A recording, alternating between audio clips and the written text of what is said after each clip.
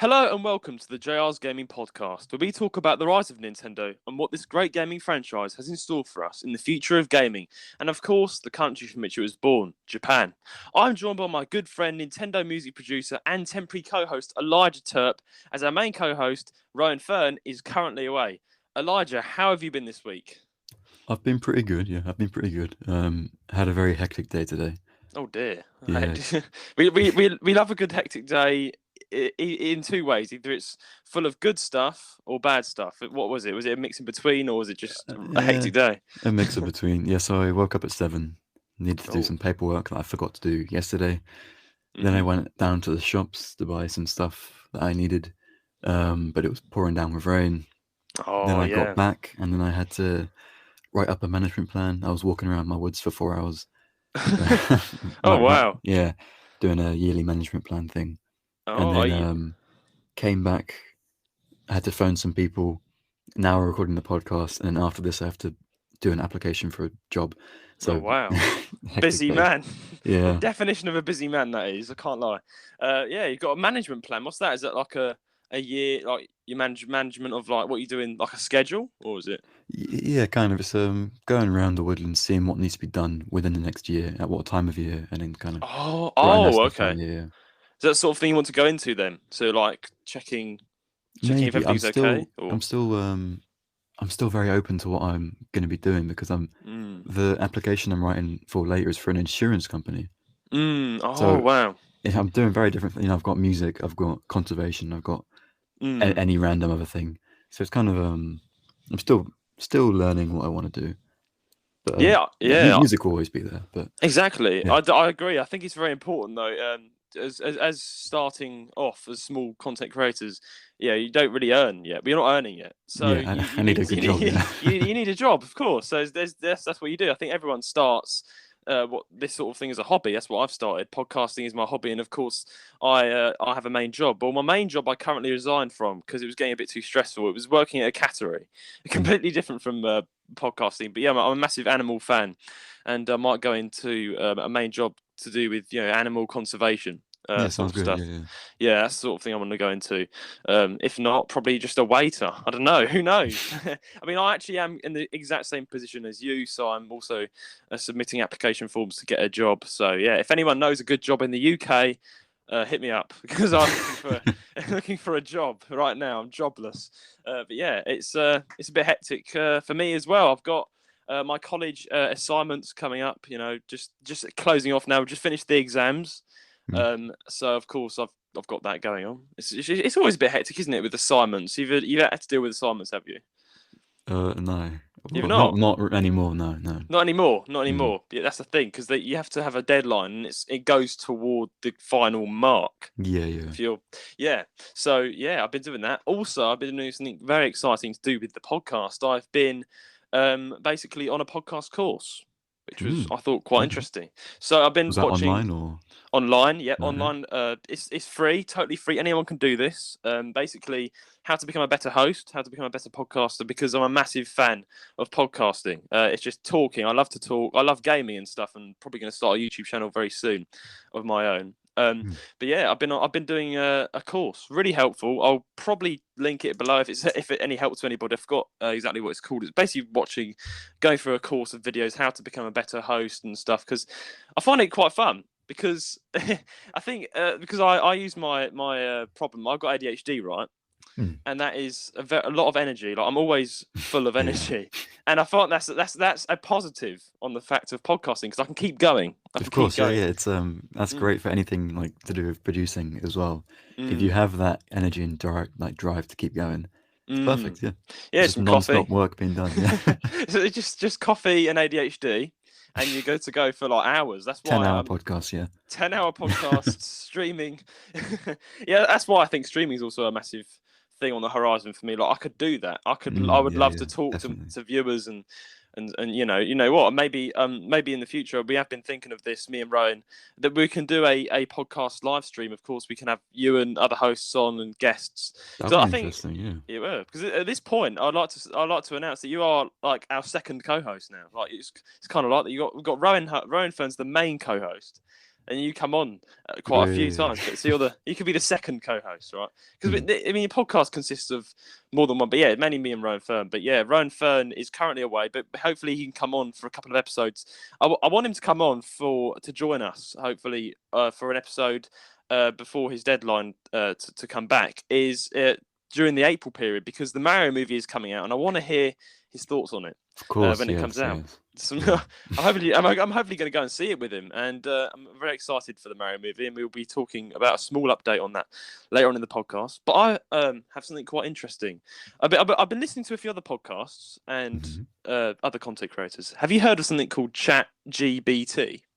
Is that the AI thing that Yes. talks to you? All right, yeah. It's quite scary, to be fair. I mean, I know AI is something out there. It's a computer that talks to you. Fair enough. Very good.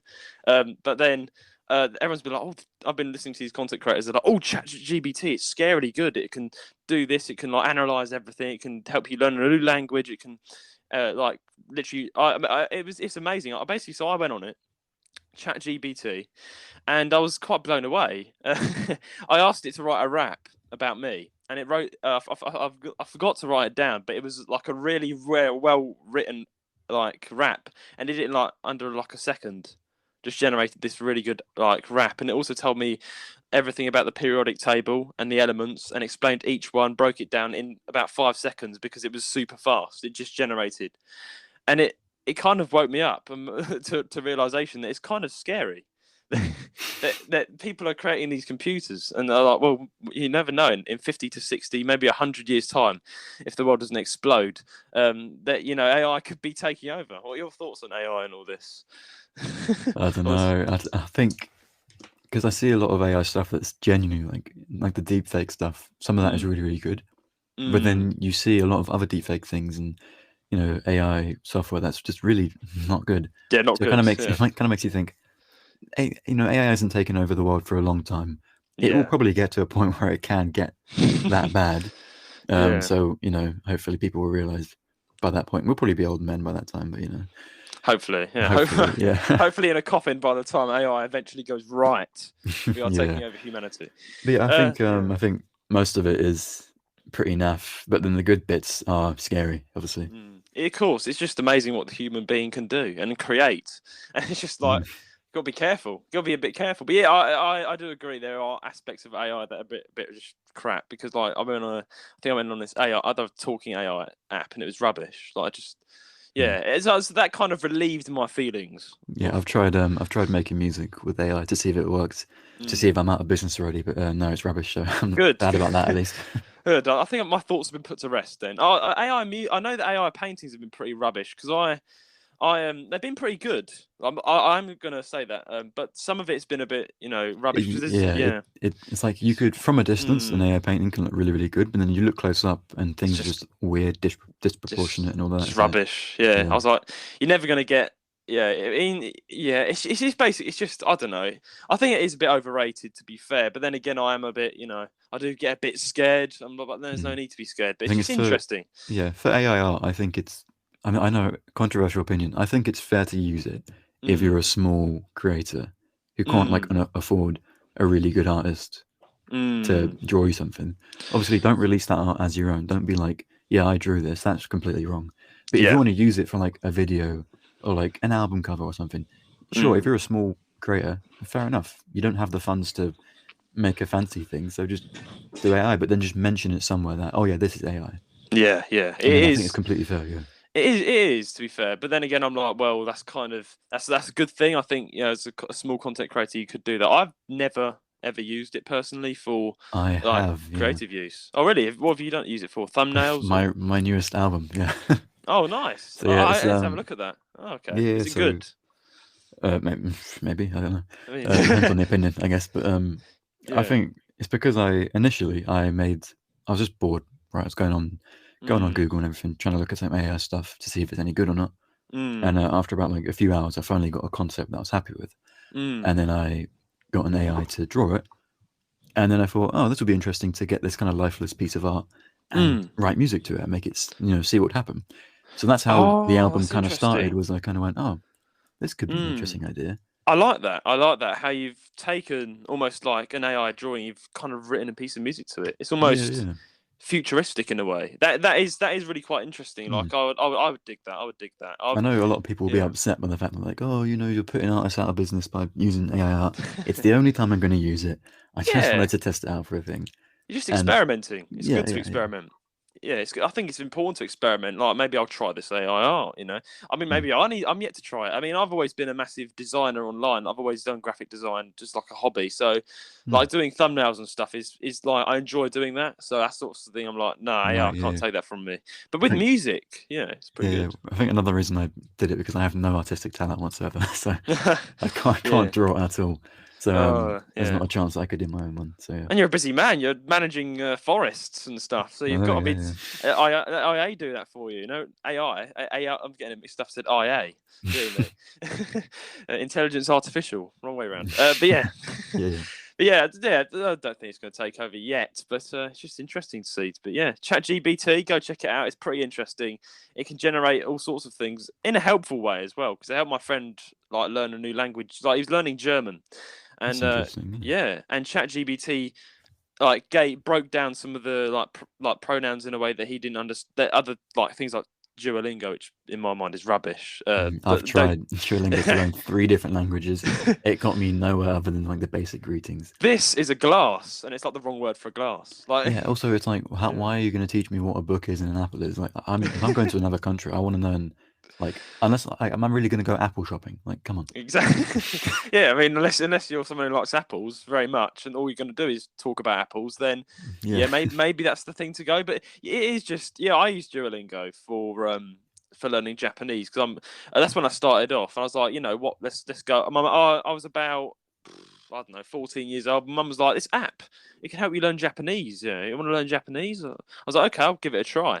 I was 14. I was young, and I was just like even I was just then was like, this is can't be right. Like the first thing I was learning, the first thing I was learning was different condiments. Like this beverage, Yeah, and then you learn vodka. like family member relationships, and it's like, if I Yeah, wasn't brought up in that country, why would I need to know how to exactly. say like, oh yeah, my sister in this language? Like what? How is that useful? Exactly. And I don't even know how to say hello yet. Like, come Yeah, on. exactly. I think it was a few weeks before they actually taught me how to say like hello, goodbye, good morning, good night. I'm like, why did it take so long to get to that point?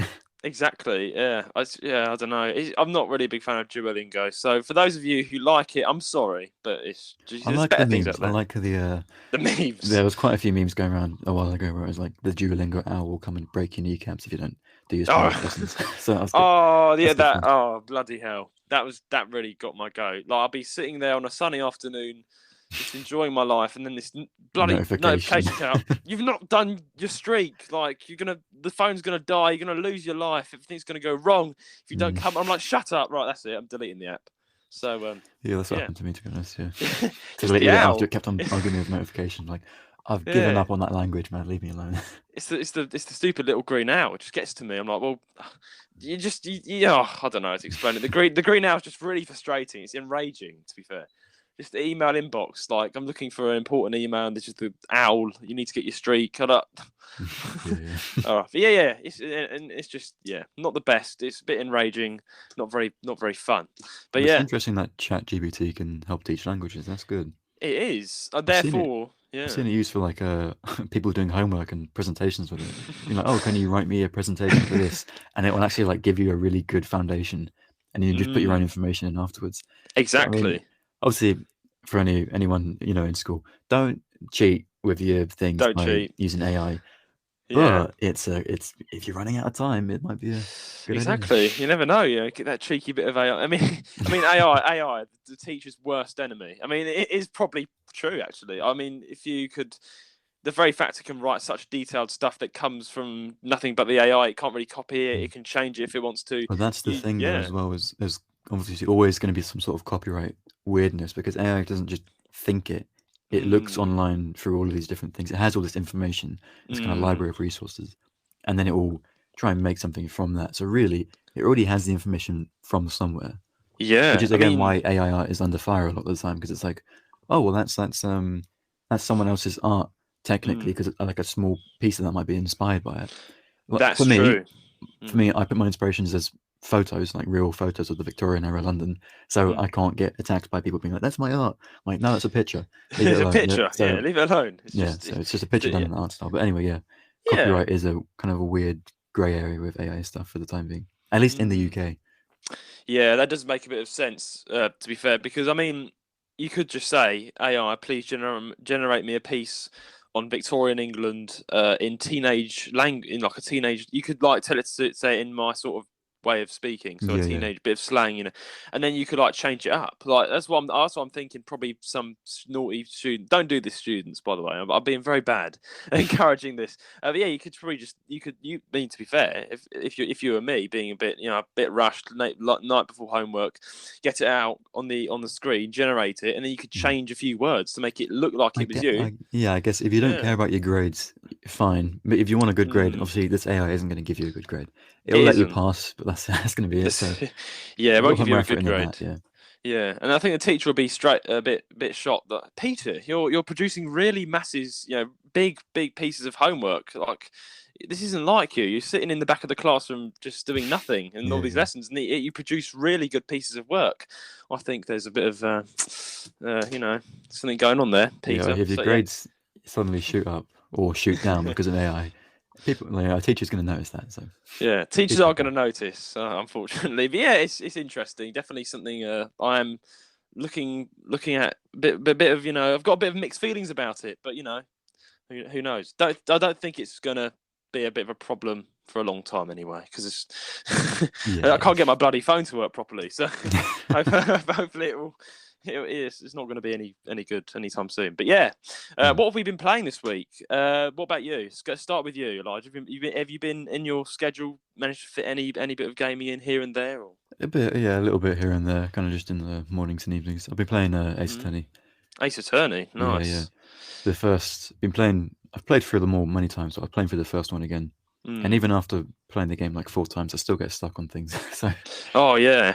I mean, I got stuck into Apollo Justice. That was I played that on the first Nintendo DS game. I've got it. Not sure if it'd be. Do you know if the Nintendo DS Apollo Justice would be worth quite a bit now? I'm not sure the card versions. I don't know actually, because it's it wasn't remastered on anything else, I don't think. So that one's only available on DS, and it wasn't on Game Boy before either. It was. Because unlike the Ace Attorney games, they were remastered for DS, but originally they were Game Boy Advanced. Apollo Justice is only on the DS, which is quite interesting. Yeah, because might be worth a bit then. Yeah, it could be, because I put that in. It's definitely an old game, but I really did enjoy it. The puzzles and stuff. The one thing that I got into, I kind of enjoyed, but it just kind of annoyed me in the end, was Professor Layton. I really do like the storylines. They're really quite good. It's just I'm not really, my brain's just a bit not good enough for puzzles. Yeah. My brother handed me down all his Professor Layton games. I think he had literally all of them. But when I got them, I was really young and really stupid, so I didn't know how to do any of them. I just gave up on it. Yeah. It should be like there's a really big cliffhanger in the game, and then it's like it gives you a set of numbers, and it's like work this out. And I'm like, I want to know what's going on in the game. That's you're trying to move on in the story, and there's these puzzles here, there, and everywhere, which is kind of the whole point of the game. So yeah, there's a Professor Layton Ace Attorney crossover game. Really? Yeah. So it's a DS game where it's or maybe it's 3DS, I don't know. But yeah. So they're both like collaborated, you mean? Yeah, it's kind of like a multiverse thing where they've somehow gone into the same world and then they're working together and stuff, and also working against each other at some point, I think. That's the first time I've heard of that. How do I not know this? This is quite good. I guess it's quite a niche thing because it's a kind of little pocket of the DS's repertoire. It's not very well known, but yeah. That is really good. Yeah, I mean, I've been a massive fan of Polo Justice when I first started it. Like, it's not too hard. That's what I liked about it. It wasn't like Professor Layton. Like, it still was. The puzzles, I think, got more challenging as you went on, and you would get in the court and stuff. But it was, as you learned to like do things, it was just basic, but still had a challenging aspect about it. Yeah, the only thing I was getting stuck on was in the first game, in the very last case. It's like 7 hours long. But it took me like 11 hours to complete it because when you're exploring some areas and you're like investigating crime scenes and things like that, sometimes it won't give you any direction. It will kind of just be like, okay, you've got all the clues. but it doesn't tell you you've got all the clues. So then you'll stick around for even longer than you need to be, and then you'll be exploring like 12 different locations. Like, where am I meant to go next? Before then a cutscene finally plays, and you're like, okay, here's where I'm meant to be. That's why that takes so long, because you get lost very, very easily. Yeah, you can get lost. I found that out because it's kind of leaves it up to you to work out all the facts. When you've made it to a certain point in the game, you kind of need to work it out yourself. You need to be a brainy person. So but it doesn't. I I do think it like needs to tell you every now and then, just like, maybe I Mm. should talk to this person or think about this thing, because it doesn't tell you anything for the fun. It's weird because all the other cases it tells you like, oh, how could this be helpful, and it kind of gives you a clue maybe. But the last one, it just no text telling you where to Yeah, go. It's just figure it out, I guess, or just trial and error, really.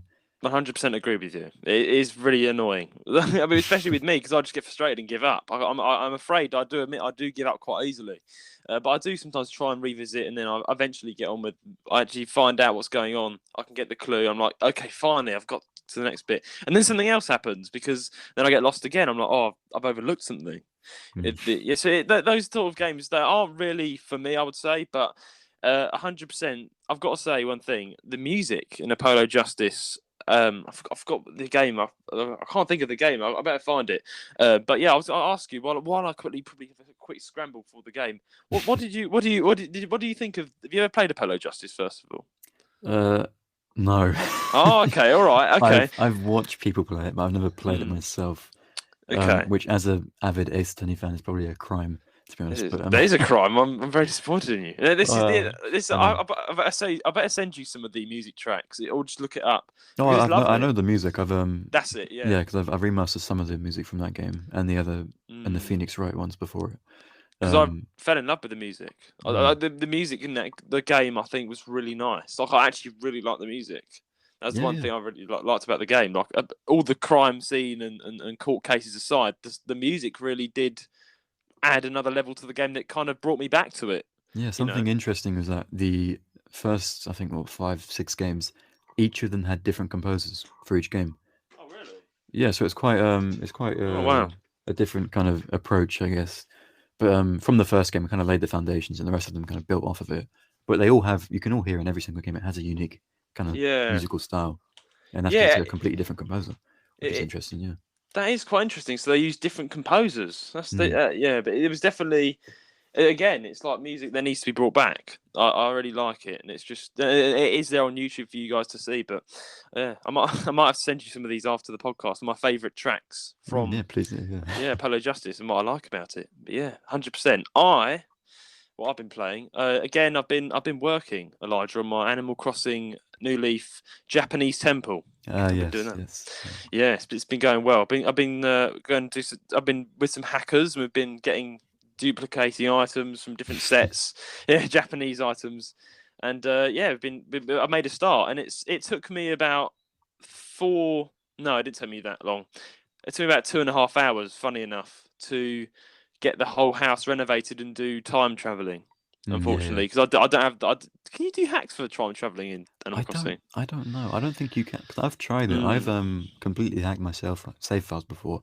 I've Mm. never seen any way to actually. I mean, surely there's probably a software you can do that like quickly changes the time on your DS, but Yeah, I that's the don't know. thing.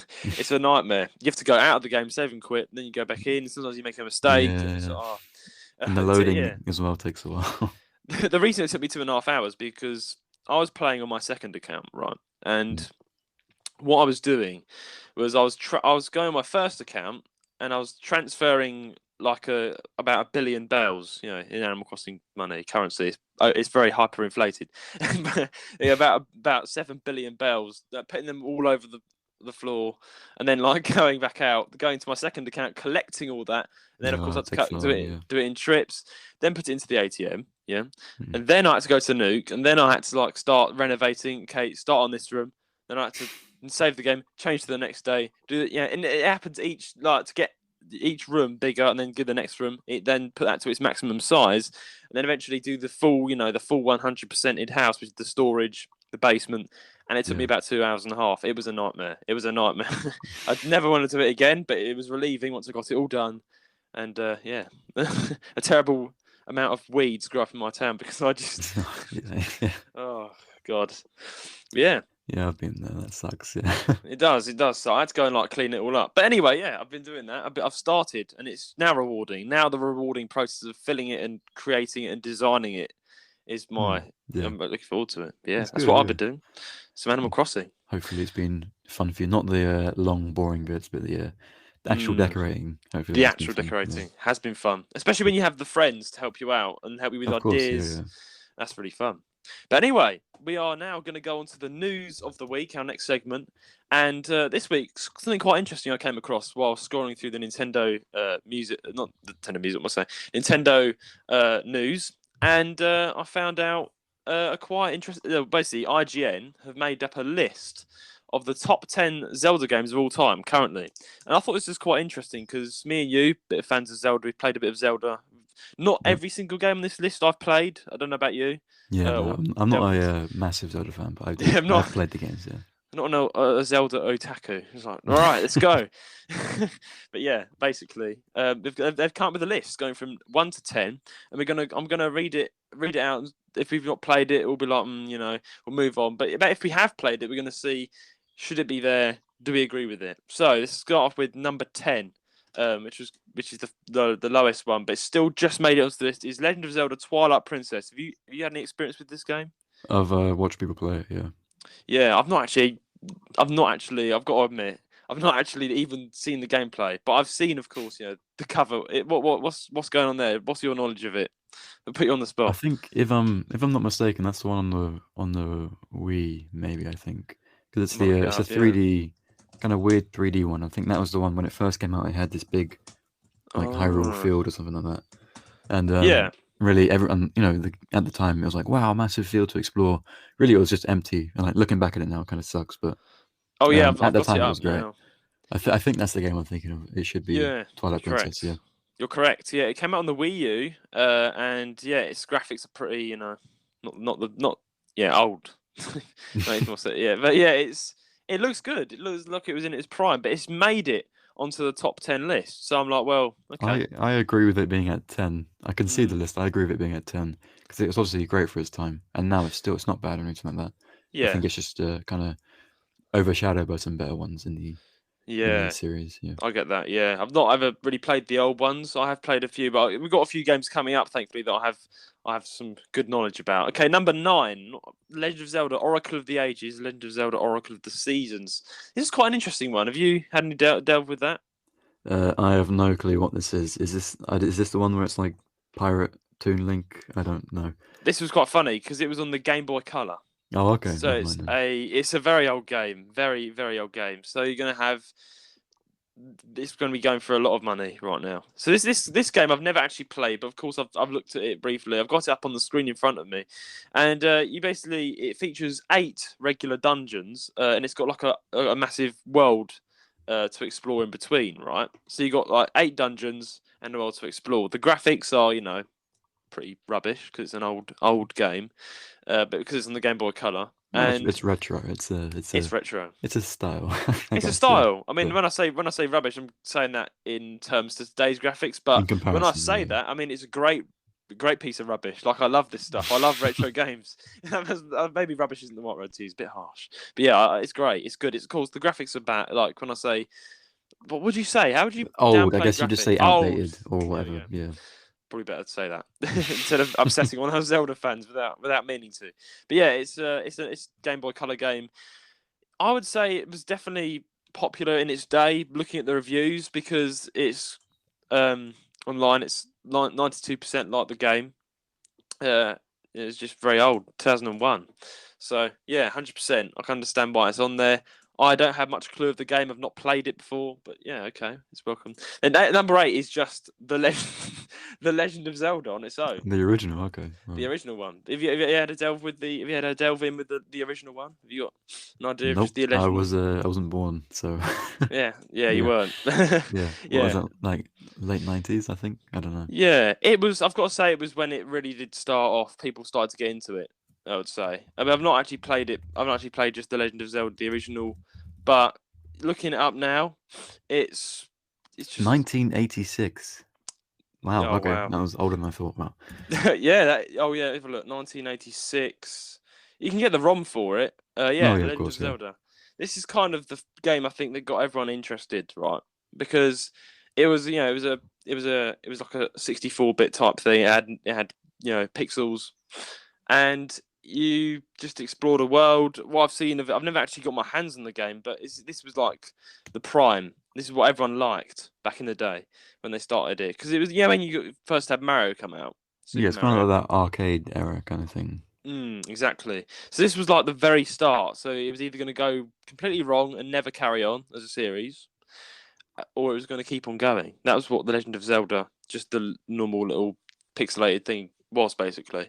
And luckily it kept going. So. And lucky it kept going. That's the thing. I think many games had a trial and error period when they first came out. And back in the day, Super Mario, Legend of Zelda, they made it, and it's made it onto the top 10 list.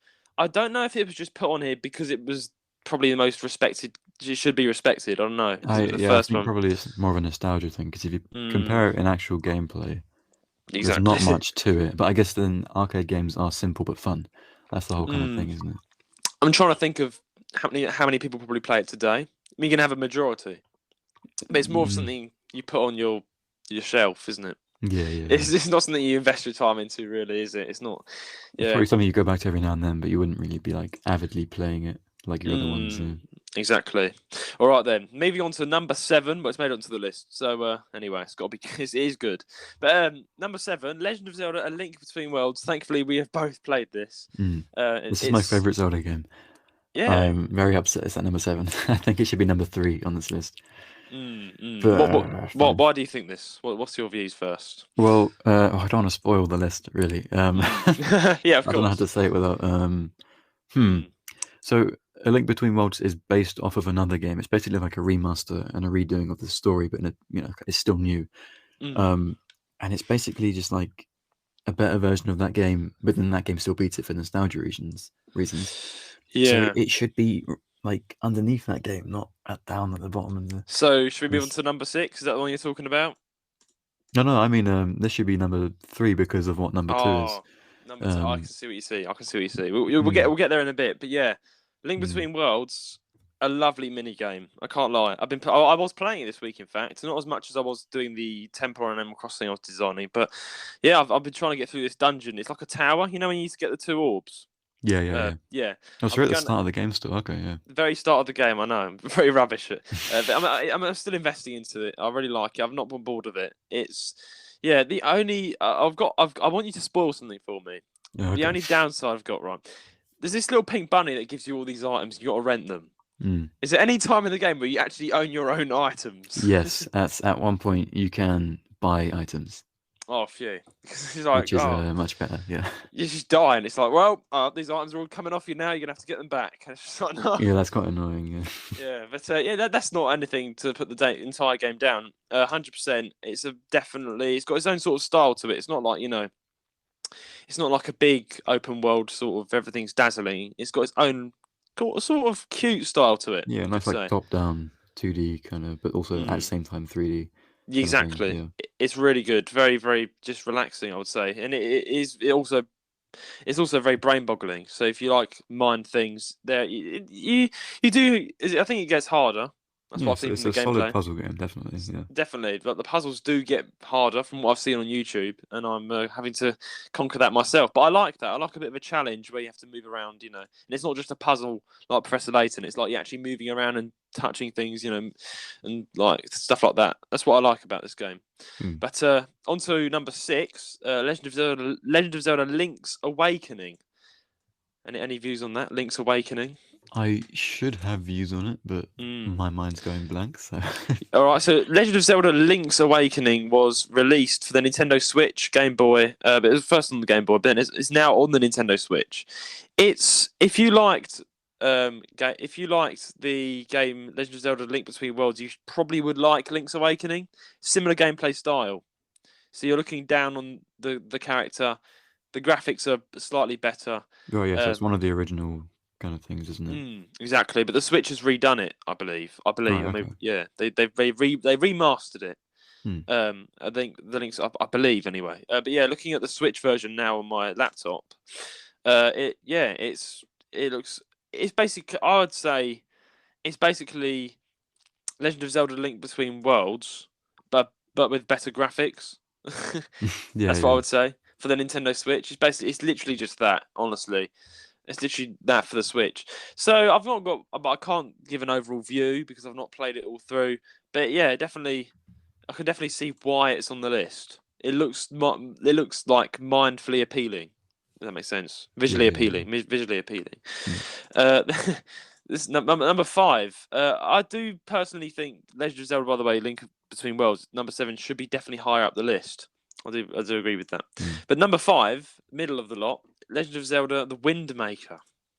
There's too many Legend of Zelda games out there. Have you played Is this? this the one on the 3DS with Toon Link and everything? Pirate Link. Yeah, it's on the. I believe it's on the 3DS. Let's double check. Yeah, no, game platforms, GameCube and Wii U. Oh, okay. Oh, Wii U, right? Yeah, yeah. Oh Yeah. yeah, this is an old one, another old one. But it's 2002 December, 13th of Let December, me look this up. Which 2002. one is this? Yeah, Yeah, okay, yeah, it's the one I thought. Yeah, yeah, okay. The Wind Waker. I only know So this game from Smash Bros. So yes, yeah. yes, their scene is on Smash Bros. Yeah, I don't know. Send us in your views on this game. I've not played it, but I do know I can see it from the. I've seen memes using that character. I've seen that style. It's definitely one of the, as it was evolving, as Legend of Zelda was evolving with up with graphics. The GameCube released this game, and it was obviously. I still don't understand why it's on the top 10 Zelda games of all time. I mean, seeing the ratings for it, it's rated very, very highly. So, I mean, 96%. I haven't played it, but Mm. well, I mean, clearly people like it, so Yeah, it must be good. it I'm must be assuming. good. It must be good. Come on then. Right, that's fair enough. Number 5. In a minute, I'm gonna when we've read through all this, we're gonna have a look and see what we think is like if we should rearrange things. Personally, number 4, Legend of Zelda: Majora's Mask. Now I've played this game. What about Yep. you? Same, yeah. What do you think? What are your views on this? I mean, Before for me, it's a big nostalgia trip. I feel like I love everything about it, but just because Mm, I played it when I was younger, and that's kind of a nostalgic thing for me. But, yeah. exactly. Yeah, I played it on the 3DS 3DS game. The 3DS version, the new one, I Mm. believe. Although they remastered it or something. But it came out in 27th of April, the year 2000. But yeah, this game they did it on the 3DS, and I remember playing it. I never got to completely 100% it, unfortunately, because Oh, okay. I was exploring the town, and the moon just got really mad and like blew up, and I was like, oh, I guess that's the end of that. I You don't, just left it. so I left I left it. Honestly, I know Well, Zelda I guess fans that's are the end gonna of the be game then. Yeah. mad. I was just traumatized. Honestly, you were supposed to like collect. I forgot how you do now. You're supposed to like collect information or something around Yeah, the you've got town, a kind of countdown thing and you've got a and that countdown. weird masked thing as well. That's it. Art And then you've thing. got this moon with a face, and it just like, it was really mad. And it's like the pressure's on. And you're like, oh dear, Mhm. better start running. And then the I'm moon very just lost with the yeah. timeline. I've looked at so many different YouTube videos explaining the Zelda timeline, and I still don't Mm. understand it. Yeah, I never really understood. That does right. You've gone through that part. Does that happen again? Are you still on a time limit throughout the entire Um, game? Like the moon, you've got the danger of the moon literally exploding. That's quite a well, it's always a threat, isn't it? But it's not like the purpose of the game purely. yeah. Because I felt very pressured. I was like running around like oh god and then it just blew up and I was like that's a bit traumatizing. And I'm not playing that again. But honestly, I don't think I have a. I can. I'm one to speak on the game because, of course, it looks a lot better past that stage in the game. It looks a lot more fun when he's riding on the horse and stuff. But Mm. yeah, I can understand why it's on here. It's definitely again, it's talked about a lot. Right, next game it's number 3, Mm. Legend of Zelda: Ocarina of Time. Have you played that? I haven't played Ocarina of Time, no, but I want to because everyone Mm, always says, "Oh, it's amazing, it's so good," and yeah. they're always making references to it. I'm like, I've never played the game, but It's I literally very should. old. It's 1998, but everybody again in my friend group who plays Nintendo say it's a really good game and you should play it. Mm. Again, similar to Legend of Zelda: Link Between Worlds, the health is not a problem. I feel like I forgot to say this earlier, but sometimes you can have too much health where you don't need to worry about dying that much, because if you're good at the game, you can collect a lot of hearts, and sometimes you're overloaded with hearts to the point where you don't even need to worry. Do you ever found that out? Yeah, if you've got the time to like explore and get more hearts and like just, yeah, it makes the game a lot easier. It makes it a lot more easier, which is more fun. It's not as In a way, yeah. pressurizing. And Legend of Zelda Ocarina of Time. I've also been told you don't need to worry about that either. There's a lot more hearts. Yeah, so that's all I kind of know. But yeah, I've not actually played it yet. Of course, I can understand why it's on the list because it's talked about like a lot, a heck of a lot. Then number 2, almost getting to the very top, The Legend of Zelda: Link to the Past. Sneaky little name there, Link, including Link's name, Link to the Past. Have you ever experience with this game? Yeah, so I know about the game. It's basically so you've played A Link Between Worlds. So basically, the version of Hyrule that you see in A Link Between Worlds is identical to A Link to the Past. Obviously, A Link to the Past came first, so it's kind of, but it had a different story. So it's kind of like it's the same but not the same, and they both have the Dark World and everything. But there's differences. Yeah, I'm looking at it now, and it is. It literally looks almost identical to Link Between Worlds. That is really quite nice in a way. They've almost remade it differently with Link Between Worlds. But this is, of course, an old game. It's pixelated. It's literally, though, I don't... What do you think of the ranking? It literally is second to the best game in the top 10. I never played it, but I've seen people play it, so I don't know. Personally, I wouldn't. Personally, I would... If you're putting A Link to the Past at 2, I would put A Link Between Worlds at 3. But then that knocks down Ocarina of Time. But I don't know if A Link to the Past is that... I get it, like, for a lot of people, that was, like, peak Zelda. Yeah. Like, because it was, it's an older game. For a lot of people, there's the nostalgia there. But I just feel like, gameplay-wise, A Link Between Worlds is just more fun. It looks a lot more fun. And as having played it, it's really enjoyable compared to...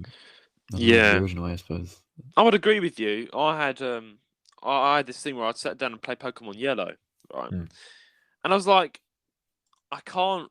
I mean, I like this. This is a Pokemon game. It's fun, but I can't fully enjoy it because the graphic. I can't keep thinking about the graphics. It's like, the graphics. It's just it's all pixelated. So it's like, I believe because with different people growing up in different eras. That's the thing. With different things. So it's like, for us, that's a downgrade. Because, like, let's say you can play a Pokemon game that looks really good and that has the same gameplay and similar story to Yellow, but instead it just looks good. So it seems better to us in that way. That's the thing. Because we were born in a different era to the people that were, of course, around when that first came out. So, of course, yeah. Of course, I can understand when people, particularly people in their 30s and stuff, that were, for them when they were a kid, when this came out, that must have been the peak of their fun when they were gamers. They played that game, they're like, this is really fun. Like games that come out in our day, right? We play it, we're like, this is really good because it's in our graphics, it's in our fun. Back then, that would have been their graphics, so there wasn't anything better than that. That was like the only thing they could play, right? So I can understand to the older generation, this is a game that's very important. And to the younger generation, this is a game that we can make a lot of money on because everyone likes it. Everyone from the older generation wants to buy it or have it on their shelf, as a collective item. Again, it is a bit of a debated subject. Should it be sold for so much money? I really do not think so. But then again, you can't really argue with the age of something and the value of it going up. But honestly, yeah, I wouldn't put it personally. I wouldn't put it second on the list because gameplay-wise, what I've seen of it, I've not actually got my hands on the game. But even if I did, I don't think I would enjoy it as much as I would, a game today with more upgraded graphics, just like Mario 64. We're probably upsetting a lot of people with our opinions. But to be honest, we haven't. I guess let's say if we both played all these games, we would probably then agree with the list a bit more. But because we're not like the biggest Zelda fans, I guess. So we apologize to all you. We do. Zelda, this is a bias. This is quite biased because I've not actually played all these games. I've played a couple and I've watched a lot of the gameplay of the ones I've not played. But honestly, also we want to hear from you guys. So again, if you have a different opinion, please feel free to write in the comments below. We might mention you and talk about different opinions because that's what a podcast is about. We're not talking about this sort of thing. But yeah, personally, I'm talking from biased point of view, from my era. I like a more of a graphically I can understand, but I can understand why it's highly valued. If you know what I mean. But of course, IGN thinks it should be second on the list. Fair enough. Fair Yeah, enough. I mean, yeah. But yeah, and then of course, first, the best game in the world of Legend of Zelda, according to IGN, is Legend of Zelda: Breath of the Wild. Now, of course, you know about this. I hope you know about this. Of course, yeah, of course. This is apparently supposed to blow everybody away. What do you think of it? Have you ever played it? Have you ever delved into it? Have you ever I don't have a it? Switch, so I haven't played it, but I have watched my friend play it in person. Yeah. I've seen gameplays on YouTube, like playthroughs. I've listened to the music. I've seen the style. I know that Pokemon Legends Arceus is inspired by it in a way. So I know obviously Legends Arceus is very different from Breath of the Wild, but Breath of the Wild, I think it deserves the #1 spot, to be honest, because it's very different from all the other ones, but it still has like parts of it that are sticking to the roots. I've played some of it on my friend's Switch. I've said previous episodes. It's the graphics are definitely mind blowing. Like they're really really good.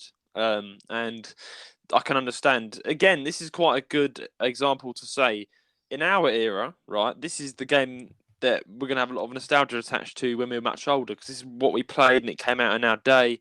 And I don't know. I personally, I can't see anything getting any better than this sort of graphics. But of course, 50 years down the line, if we're still alive, you know, I believe maybe they could have improved a lot by then. But that was similar 50 years, not a decade ago. You know, it was the same sort of thing then. People have their attachments to those sort of games because back then that was the peak and the height of all the fun in the gaming era, of their era. If that makes more sense. Yeah. So I can understand why we would be more attracted to Breath of the Wild than we would of like the oldest Legend of Zelda game. Yeah. But then there is the fact that the graphics are better, if you like it or not. But for me, I don't really mind graphics all that much. It's more gameplay because I think the older games, the gameplay was limited because of the hardware limitations. And then like with Breath of the Wild, it's on Nintendo Switch. There's so much more you can do. Like I feel like that's what makes it objectively better than those older games because there's more. You can put more time into it. You can just generally enjoy it more. I feel like. 100%. Like I can understand why. I mean, my mate, he's playing Pokemon Black at the moment, and he's like 100%ed it in 2 days. He's really enjoying it. I'm like, fair enough for you. Like you enjoyed that, and I like that. I like that people can enjoy the old retro games. But yeah, this storyline is also 100%. I think the storyline really does impact the gameplay as well. It makes you more invested if it's a good storyline. Yeah. Now, I think a funny thing, I've got to mention this. I mean, I want to hear your views on this. We haven't actually asked you. A lot of our viewers that are, of course, coming back and listening to every episode, I bet they're smiling right now because they know what I'm about to say. You mentioned Pokemon Legends Arceus, right? Yeah. I know. I already know what you're going to say. Everyone who knows me and Rowan know we absolutely hate the game. You're going to shoot me, I know. Yeah, but then again, as I said, I like to hear people's opinions, and we actually have a friend who is going to come on in a future date who's actually a massive, massive fan who's 100% at the game, and he's going to also explain why he likes it to back up all you viewers out there who like it. Okay, all right. Anyway, I'd like to hear what your views on Pokemon Legends Arceus. I'd like to hear. I love it. You love it? I love it. Right, yeah. I'd like to hear. Go on then. I think because I saw you've made a YouTube short before about how like Pokemon kind of ruins like the favorite characters by making them more aggressive and stuff, and I can see that. I can agree with that in a way that like if you have a friendly mascot and you suddenly make it like Alpha Blood, that's like, oh, that's a big change. But then the thing is, that's meant to be the change. This game is meant to be some like ancient time where humans and Pokemon weren't together, and although it looks cuddly and cute, it can rip you to shreds. That's the kind of truth of like polar bears look so cute, but they are the most vicious bear on the planet. Yeah, that is very true actually. So I kind of like, I get where you're coming from, but for me I feel like it is accurate. Obviously that game wasn't made to please everyone really. That game was kind of made to just try something new and to see, okay, can we get an audience out of this? And they're going to probably make more Legends games in the future, but it's not like, it won't be for everyone. It'll just be for like, oh, the people who like Legends can get Legends, and the people who like the normal Pokemon games can get the normal ones. I think that's fair. I think it's a fair point. People who enjoy that sort of side to it. I mean, what did you think of the gameplay? I found something really annoying was the quest side of things. I think the side quest a bit too tedious. Like, I mean, my favorite game is Skyrim. It's full of side quests, but at least those ones have interesting stories and things. Whereas this one's Yeah. like, oh no, my Weasel isn't big enough. Can you find me a bigger Weasel? It's like, It's like great. it's never really been about quests, has it? It's like Pokemon's never really been about quests. It's always been Yeah. about, So I guess So trying to make just side quests for the sake of making side quests kind of felt a bit like, okay, this is just like filler content.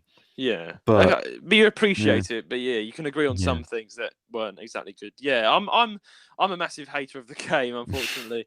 But yeah, I can understand. I will agree on some things that it is Pokemon lore. I guess it's delving back into the old lore. Then I don't understand the graphics. The graphics were pretty just. Yeah. Okay. Yeah. I think because Didn't like it. I never know because they never actually explained it, and I've had arguments with my friends being like, oh, Mm, I don't mind the graphics really. I mm, would have much preferred graphics like Sword and Shield in that yeah, kind of game because that would have been beautiful. Having like, you know, having like proper landscapes and everything, not blurry textures. yeah. But then at the same time, I feel like they intentionally went for that minimalistic approach to it. Probably. But then Yeah. now that I've seen Scarlet and Violet, I'm thinking maybe they didn't. Maybe they just were really struggling to develop good graphics and an open world game. Yeah. And so at the time, that's the best they could do. And to be fair enough, because really it's their first step into that kind of area of gaming. It's not like they haven't experienced in it prior. And Game Freak do need better developers realistically for the Switch and everything. So My I problem can't is, yeah. blame Sorry, them, go but on. at the same time, it's like, yeah, I would have obviously preferred better graphics for that game, but it didn't really bother me too much. Yeah, I get that. I mean, personally, I was saying to Ryan, what about all the young people out there who don't really care? Like, Pokemon is a massive thing, I think, for everybody. I mean, your mum probably plays Pokemon Go, like, everybody's people like are into Pokemon in some sort of way. Yeah. It's just like, and everyone has different knowledge levels. You have the group of people who play Pokemon, and they're like, they're like, wow, I'm really into the legends. I'm into everything. I'm into the lore. I go through every single game. 100%. I'm literally a Pokemon professor. You have those sort of people in life. Then you have the people in life that just like Pokemon, just for the fact that it's good. They're interested. They're not exactly as invested as you could say a Pokemon professor dude who's like, yeah, I know everyone in the ice. In the ice type and everything. I'm probably in between. I love Pokemon very, very much. I'm not though. I'm not like really invested into everything. But then you're going to get the people that just like Pokemon, just like it's a cool game, and you have those little kids. They're running around. They're like, oh yeah, Pokemon, yeah. And then they play Legend of Arceus, and they see their cute Snorlax that's sitting on their bed turning into a raging demon, and I'm like, all right, calm Well, down. I guess obviously for children, the game isn't made. I mean, although it's technically a children's game, it's not made for young kids, I suppose. Oh yeah, that's what I mean. It's not really made for young audiences. I think from what I've played of it, it's like a dystopian world of Pokemon. Like the Pokemon have gone bad, and I'm like, oh dear. I mean, But I the can thing is understand. Yeah. did you finish the game, by the way? I didn't finish it, but I've played a lot of it. Like, I really wanted to find something good about it, so I was The thing is playing. I was going because around. that's the thing. The post game is by far the best part of it. It's because there's a really good storyline with the character Volo, who is a merchant. Right. But you learn more about him in the future. But he's such a well written character. Like genuinely one of my favorite Pokemon. Like he almost is at the level of N, like of that good. So for me, I think I know it's a struggle for a lot of people to finish the game because they might find the gameplay boring of just running around catching Pokemon, or maybe Roblox sort of graphics as well. I get what you pretty mean. bad. Yeah. So for a lot of people, it's hard to reach that point, and also it's not really good if I have to say, oh yeah, 60 hours in, it gets really good. Really, it should be good from the get go. 60 hours. But for those of you who haven't finished the game and who are willing to finish the game, finish the game, and the post game is short. But the post game is so worth it. Like it is so good storytelling. It's chef's kiss, beautiful. It's really good. Obviously, it's a Pokemon game, so it's not like it's going to move you to tears or like really, really surprise you. But it's still really endearing and it's interesting, engaging. It's great. I will hold you to that, and I because I actually made a joke last year on the JR's Gaming Instagram, and I posted a story, and I picked up Legend of Zelda. What was it? We were talking about Legend of Zelda, but this is a good tangent that I feel like we need to go on. I picked up Pokemon's Legends Arceus, held it in my hand, and I was like, should I get this game? And everyone was like, yeah, go get it. I didn't get the game. I was a bit of because I haven't got a Switch to play it on, but I have had a lot of messages bugging the JR's Gaming inbox of fans saying it's a great game, and of course I understand people enjoy the game, and I'm open to agree. Okay, fine.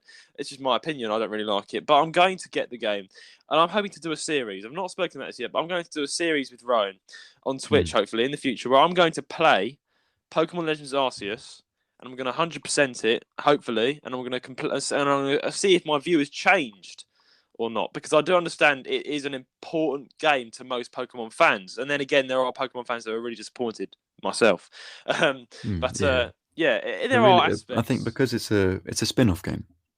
It's not part of the main series. Like, have you played Mystery Dungeon? Yeah, that's it. I've played Mystery Dungeons. It's fun. It's kind of like, if you imagine it like a modern day Mystery Dungeon, in the sense that it's not, the gameplay is very different, a very different story, very very different style. It's like a spin-off game. Yeah. Yeah, exactly. Yeah, it's just a spin-off. Yeah, in that sense, it makes sense. I mean, Pokemon have mainly got the main series right, and then of course Dungeons. I think it's fun. I'll say quickly on Dungeons. I think it's pretty fun, but I'm not a big fan of that either. Like, it's not really Pokemon. If you know what I mean. It's not like you actually are the. But then again, I actually don't mind it too much. Pokemon Dungeons is fun. It's all right. But yeah, Legends Arceus is not my favourite. But yeah, we'll see. Fair though. Everyone has their own opinion, and for those like different Pokemon fans coming from different areas of the franchise, they will like different things, and that's completely fair. Exactly. Yeah. Please let us know in the comments of any views of that as well. We'd like to hear everybody's opinions. But yeah, of course, back to our Legend of Zelda. Breath of the Wild was definitely a breathtaking game, as it is. Took a breath. Sorry for the pun.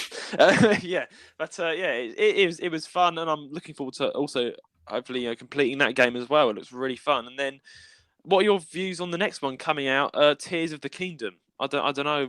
What do you think of that? Is that what it's called? I didn't even know what it was called. I thought it was just Breath of the Wild 2.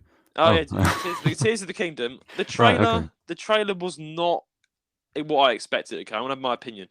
It didn't look as good as it should be. I mean, Breath of the Wild, I think personally, still looks better, but I can't say that much because we haven't actually played it. But yeah, me and Ryan still agreed on the fact that it didn't. The trailer could have been better, well made, more.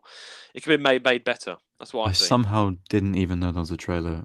Oh, what? Because I've only seen like the development clips at like Pokemon. I mean, Nintendo Directs and things like that. I'll send you a video of it, and then you can tell me. You can tell me what you think of it. We did an episode with Ryan. Yeah, and we put a thing saying, is it worth it? I look at it now. On the episode, we both kind of downplayed it and were like, no, it's pretty bad. Because the first trailer, I've got to admit, doesn't look good. But the trailer is the book of the cover. You can't judge a book by its cover. So I'm going to still play it. But then again, I look at some of the new images that have been released, and the graphics do look good, like similar to, I would say, same to Breath of the Wild. And it's got like dragons in it, and you can now fly. But the problem is, I don't know. I'm really interested to see how they've changed the storyline. Will it be a new game changer? I don't know. I'm not sure. Yeah, okay. I'm interested. Definitely. Question: since we were coming back to Pokemon, 100% question. What are your opinions on Gen 9 Pokemon Scarlet and Violet? Oh yeah, the latest one. I would say really good. I would say it was good. I mean, I've always been a fan. I would say, starting off with the series, you had the smaller ones going up. Then you had Pokemon Sun and Moon. That was mid. I mean, people are gonna, again. This is probably gonna start fire. Because people are massive fans of Pokemon Moon and Sun. I understand, but I think it was pretty mid. I can agree there. I think it was too hand-holdy. It kind of. It was too easy. The main thing I don't like about it, they took away the gyms. Of course, the island trials. They took They did totem. They said they did totem Pokemon, and I was like, this is not what I wanted. It said you had to collect all those little diamond things, and then you kind of then you were like the top trainer. But I was like, that's not really. It's a bit different. I'm not really a fan. Then they made Ultra Moon and Sun, which they kind of. I was like, okay, but is it? I've not actually played Ultra Moon and Sun because I was scared it would be the exact same thing, but just with a new Pokemon in it. I was like, I don't know. I'd say it's pretty mid. It wasn't the best, but it was all right. It was good. The graphics were fun. It was good for the 3DS. It was okay. I'm still having fun with it. I still revisit it sometimes. It's all right. And then next from I think Sun and Moon, you had Sword and Shield. Yep. Am I correct? Sword and Shield, which was quite controversial for some. I still don't understand why so many people really hated Sword and Shield. Because when looking back at it, it wasn't bad. It's not a bad. It's not a great game, but it's not bad in any way. And everyone was like, "Oh, it's the worst game in the world." Yeah, I Can't think believe it. it. It's like, can't believe Yeah. Nintendo made this. I'm like, what? It's not It's that a bit bad. harsh, bit harsh, bit Yeah. harsh. Yeah, I thought it was good. I liked it. I mean, Yeah. funny enough, 80% liked it, and I was like, is that enough for what it deserves? Because of course, I mean, come on, the Switch had come out. This was the first ever Pokemon game to go onto the Switch, so of course it's going to be a bit of trial and error. Of course, it's not like it's the Yeah, first ever. yeah. It's the first time they're working with the new console, right? Mm. They're still going to play around a bit. But of course, they can't really fumble it up because it's the main franchise. But it looks good. I thought it was. I played it, of course, and I thought the graphics were really good for what it was for the game for Pokemon. And they made Pokemon visible. You didn't run into them in the bush. Right, yeah, that was an interesting change. I like that. Yeah. That was interesting because it's always been about that, and I found it more helpful. I was like, I can go and now choose what Pokemon I can catch. But then again, some people didn't like that because But they liked there the were still random uncertainty. encounters though. In Sword and Shield, you could still run around in grass if you avoid the ones popping out in the overworld, and you can get a random encounter. Yeah, So you kind of can. best of both worlds. So I think they did perfect on that. I mean, the bit they introduced with Pokemon that you can see them, I like that more. I would say because I mean, some people like the uncertainty, right? They like the fact you can go in there and bang, you don't know what you're going to get. It's a bit like an arcade machine. You're like, Yeah. bang, you don't know what you get. But then again, you can still. The good thing is they didn't take away the complete bush thing. Yeah, you're still running around in that. So I would say, Yeah, but the moving up thing to is, like, that. yeah, they've had that for over 2 decades. You've got to change it up every now and then. Yeah, You know? exactly. They've got to evolve. They've got to move on. They can't just keep on the old general. But yeah, Scarlet and Violet, I've got to say, 100%. I really liked it. The graphics really good. You know, Okay, yeah. I really liked it. I think it was again. It's yeah. It's a bit like Sword and Shield, but better. That's what I would say. I mean, I'd say, yeah, it's better than Sword and Shield in ways. I have very mixed opinions on it because the thing is, the graphics are good, but they are they're worse than Sword and Shield, which felt weird to take a step back after like 2 whole games. Yeah, but I guess it's acceptable because of time constraints. But then it was also very glitchy. Yeah, I And heard a lot of that. people had a lot of problems with that. And to the people who didn't have problems or didn't care, that's great. But for a lot of other people I know, they kind of take you out. It takes you out of the immersion every now and then. Exactly. You know, Yeah. when like your Koraidon gets stuck on a tree or something, it's like, great, now I'm stuck. It's like it's not so fun. Yeah. But the story, I really like the story. I think it had a good story, good twists and turns and all that stuff. I was pretty addicted to it. I think the gameplay overall was pretty good. I don't like though how they made trainer battles optional. Oh yeah, no, yes. You have to talk to them to start a fight now. That's really like the whole thing. Weird. I get that. I just said, oh, you got to change it up every once in a while, but that's like a key part of Pokemon is you lock eyes with a trainer and you're battling. It's not like, oh, you can walk past them, no one cares. That's like, yeah. Yeah, funny enough, I did. That's one thing I kind of liked, but then I understand why that annoys you, right? Because I kind of find it fun just bumping into trainers and they challenge you. But then again, when I had like all my Pokemon were like dead and like I had one on 1.1% health, and then you walk past some random dude, he's like, I want to battle you, and he just completely takes you out. I'm like, I mean, yeah, it can be frustrating. it can be frustrating, but yeah, I understand why you can just walk around. I don't know. I've got mixed views on that as well. Because I've seen playthroughs where they didn't battle any trainers. And it's like there's so much effort and dialogue and things that are put into the trainers. So I don't get why Game Freak would then just say, "Oh yeah, it's optional. You don't have to look at these like hours and hours and hours of work that we put into all these people." Yeah, 100%. I do agree with you. I mean, I think people like the option, but then again, yeah, it shouldn't. Yeah, I don't know what I think on that actually. I'm a bit stuck. I don't know if I fully agree or fully disagree. But yeah, one thing this is something that people aren't really gonna like. I don't know. Some people probably will agree with me. It's the fact that literally the 2 main Pokemon look like motorbikes. Like, yeah. I mean, how it wasn't explained properly at all. Like there was no explanation. The future one being a motorbike, okay, fine, it's from the future. The past one, why did they have a big wheel in its chest? Yeah, exactly. What primal defense mechanism is that? It doesn't even do anything for it. It just gets in the way. exactly. Well, I don't It even just know it why. annoys me. It just really annoys me how it's And just it got. doesn't use it either. It just runs on its legs. It doesn't Yeah, even use the wheel. it honestly it looks like some dinosaur that's been like just walking down the road and it's just been hit in the face with a tire and it's never got it out of its body. It's just Yeah. like that's what it looks like, and it's Because just it's actually like a surprisingly cute Pokemon when you see it in the story, but then it's just mm. the chest thing throws me off a bit. I think I would agree with it if it was like the backstory and it showed like. He was used to be a regular lizard until a tire hit him in the face, and I was like, okay, maybe that would be a bit more understood. I'm joking around, I feel but like they yeah, probably just made yeah, Miraidon the future one and went, oh, motorbike, that's cool. Let's yeah. try and somehow now tie the past one in with that. Yeah, But exactly. I'm not a big fan of that at all. I don't like how it's just mixed in with modern like car. Like it never really has been about that. It's just been like the monster. It's not. yeah, Yeah, it's just a bit. I mean, you can experiment to a degree, and like you can see the similarities in animals in all Pokemon, but not a motorbike. yeah. It's just like okay, it's a bit too I mean, loose. the thing is, it is Yeah, like Pokemon though. They do always like do some mm, weird thing. Like Pokemon can be yeah, very, very weird with their designs, yeah, but exactly. also always, I guess it's always a good thing at the end of the day because it's unique. So Yeah, it's unique. yeah, So I'm not. I still like them. Like they're not yeah, like. of course, yeah. It's still going to be a unique Pokemon. Just a bit like they made it look a bit too much like a motorbike than a Pokemon. But yeah, fair enough. Fair enough. Um, yeah. The question is, which one will you get? Pokemon Violet or Pokemon Scarlet? When you get the game, I'm gonna get Scarlet. Scarlet. Fair enough. Yeah. Well, funny enough, I would have. This isn't just because you said it. I'm getting Violet, the opposite. Oh, So okay. fair enough. Fair I enough. think because I like the professor in Mm, Violet more, but then yeah. I like the regional Pokemon Mm. in Scarlet more. So it's like, It's always a bit of a tough decision. I'm like, which. yeah. I always go by the main legendaries though, Okay, okay. which is probably isn't that good because like the storylines are very, there's different people. There are changes that can make it more fun. I don't know, Hmm. but yeah, I like the I forgot her name now. But yeah, the main legendary in Violet looks Hmm. pretty cool. So I'm like, I'll definitely probably get that one.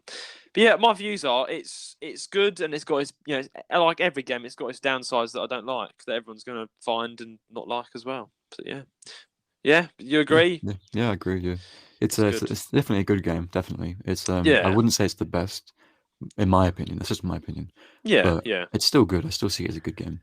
yeah. It's just a shame about the time. Yeah. If it didn't come out so glitchy and if the graphics were better, Mm, I think it would be like my second favorite Pokemon game, genuinely.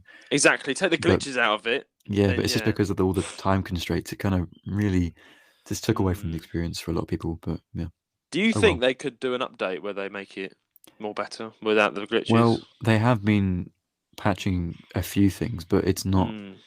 They're not going to be able to fix all of it. Yeah, And yeah. they do have DLC coming out um Mm. this year or next year. That's I paid or think is it free? paid. But Oh, it is like it's like a yeah. proper DLC. So Right, yeah. it is worth it. And there's new legendaries and more lore explained and whatnot. Yeah, But okay, okay. so it is worth it. But then the thing is, with the glitches and the not so amazing graphics that you'd Mm, expect from Pokemon, like now, I yeah. don't know if it's really worth buying the DLC. I feel like I'm more just gonna watch someone play it. Mm. Here's the thing with the graphics, one more thing before we move on. Pokemon's always had this style to it, right? Mm. Where it's been sort of, bird's eye view. It's not, you can't really explain it in a sentence. It's got a style to it Yeah, that yeah, can't really be forgotten. And when you look at a game like Breath of the Wild, the graphics are significantly better than Pokemon games. Yeah, with the grass and the trees looking more, it looks like Sword and Shield almost tried to copy that, but they still didn't master it 100% because they tried to keep that style. mm. Would you agree with that? Yeah. But I Um, think in my yeah. have you seen if you look at Pokemon, like look at the characters in Pokemon, like the main characters in Pokemon Sword and Shield, and Mm, in Legends Arceus, and you'll see that they have the kind of anime Pokemon drawing style. And then look at the yeah. main characters on Scarlet and Violet. They look like weird, like they just look too human. Yeah. They look too real now, Too human. Yeah. and it's weird that they've suddenly abandoned their classic style. I don't like Yeah. it. I feel like that was like the style of the anime and everything for a long time, and Yeah. then now they just Yeah. completely changed it. Yeah, I do agree with you. It does. They do look a bit too realistic. I can see how it looks to me like they're trying to almost make a mind-blowing graphics game, right? But that really appeals Mm. to your your visuals and stuff. But looking at the characters, there is an aspect of they're making it a bit different. It's you got to keep some of the old stuff to make it authentic. If you know what I mean, Pokemon. That's what it is. Yeah. I feel if they change it too much, it's not going to be the Pokemon that everyone loves. You're going to have a lot of controversy. But yeah, again, it's just purely our opinions, and I would say any views, do let us know in the comments below if you're on YouTube, or write in to jrsgaming135@gmail.com. But instead, we're going to now move on to our next segment. But before we do that, we're going to have a quick break.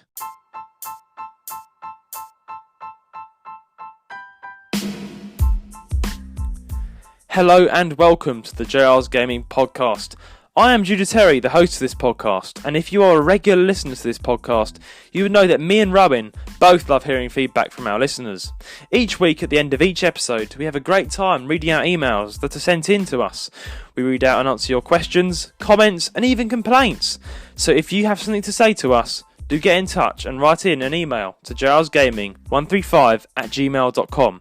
That is jrsgaming135@gmail.com. T's and C's do not apply. On with the show. And we're back from the ads. Now, Mario movie update. Now, I'm excited to know always about the Mario movie. It's very exciting business, the Mario movie. But we've got a new headline going on in the Nintendo news. Would you like to read it out? Would you like to take it away? Oh, yeah, sure. Okay. There's a Mario movie update by Deadline. The Super Mario Bros. Movie is expected to make around $90 million plus from Wednesday through Sunday launch. Wow. That's a lot. So, movie site Deadline is reporting that tracking for the forthcoming Super Mario Bros. Movie suggests that Illumination and Nintendo are expected to make around $90 million during the animated movie's opening. That'll be from Wednesday 5th of April to Sunday 9th of April. Deadline admits that the tracking on the movie is fairly conservative, and that they would be surprised if they didn't see a triple-digit opening over 5 days. However, they have pointed out that the accuracy of movie tracking is still mending after the global COVID-19 pandemic. $90 million. That's a lot of money. That's a lot of money. It is indeed. Yeah, I've got to say. Yeah, this was. Yeah, we like to include little bits of news from Nintendo, and this was really quite interesting because, of course, $90 million. That is a lot of pressure on the movie company. I would say it's a lot of revenue already. They've not even released the film yet, and they're expecting to make 90 million from all over the cinemas, right? I guess because it is Illumix. Illumix is a very well known animation company, and it's Nintendo, which is massive. And obviously, it's a children's movie, and that's a massive market there. So I guess it does make sense that in the first 5 days they would make that much money, potentially even much more. But that's interesting. That is interesting, and it to me it almost states the fact that I'm really hoping this movie is a success, right? Because we're putting out a picture of a new picture, if you like, of Mario to millions of people, and people that probably aren't even that interested in Mario. Like, I know college mates that they're not really Nintendo fans, they're PlayStation fans. Two very different audiences, but they're still going to go and watch the Mario movie. So I want it to be a good impression. I'm like, of course, yeah. I don't want them to be like, oh yeah, Mario, that American dude, him. Like, no. No, he's not American. No, he's not American. Yeah, the memes have been going wild lately. I was watching a PewDiePie.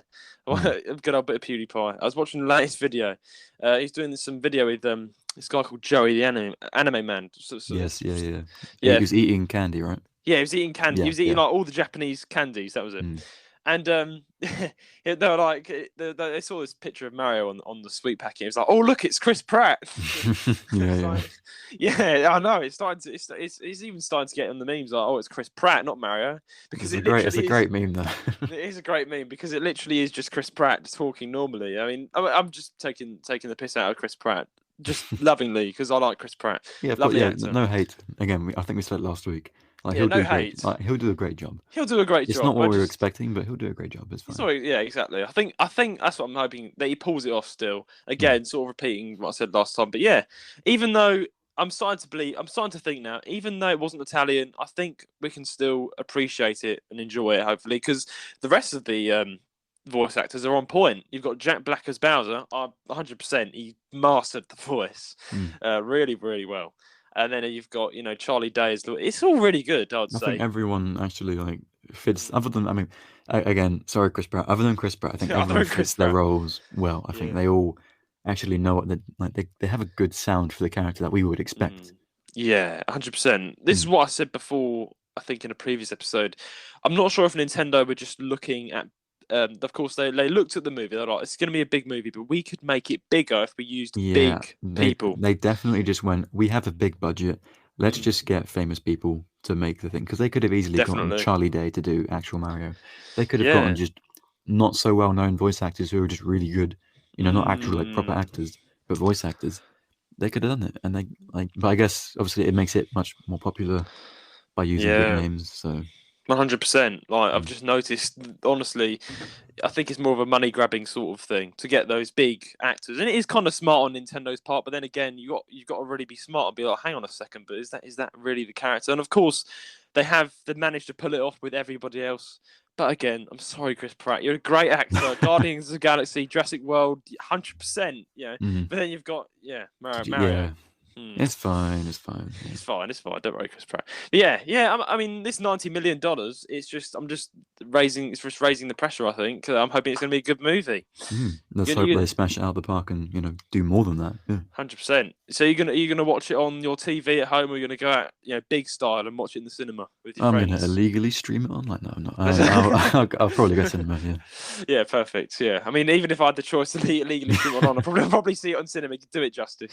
Yeah. Also for the experience and everything as well. Yeah, perfect. Yeah. Don't illegally stream movies, guys. Good. Don't do that, guys. We are not good examples. Do not do what we do. I think everybody's done it, but let's not do it. Oh dear. Yeah, but 100%. Yeah, I mean, this is one movie I will not illegally stream anyway, even if I wanted to, because it's just I need to do it justice. I need to watch it on big screen and see. I think it's something about watching something on your TV, right, on Netflix, and then there's something about watching a movie on the cinema screen that makes it a whole lot more. Of course, yeah. Immersive, almost brought to life. If you get what I mean. Yes, so obviously watching a movie at the cinema is 10 times better than watching it anywhere else. Exactly. Easily, Easily. Like I think you lose half the experience that you should get from I mean, I watched. Funny enough, I'll say about the movie Avatar, right? I saw. I've got mixed opinions on this. I fell asleep halfway through, but like many people did. This is the funny thing. I was listening to a podcast and someone else also fell asleep through it. And I was like, "Hang on, this is quite funny," because I also fell asleep.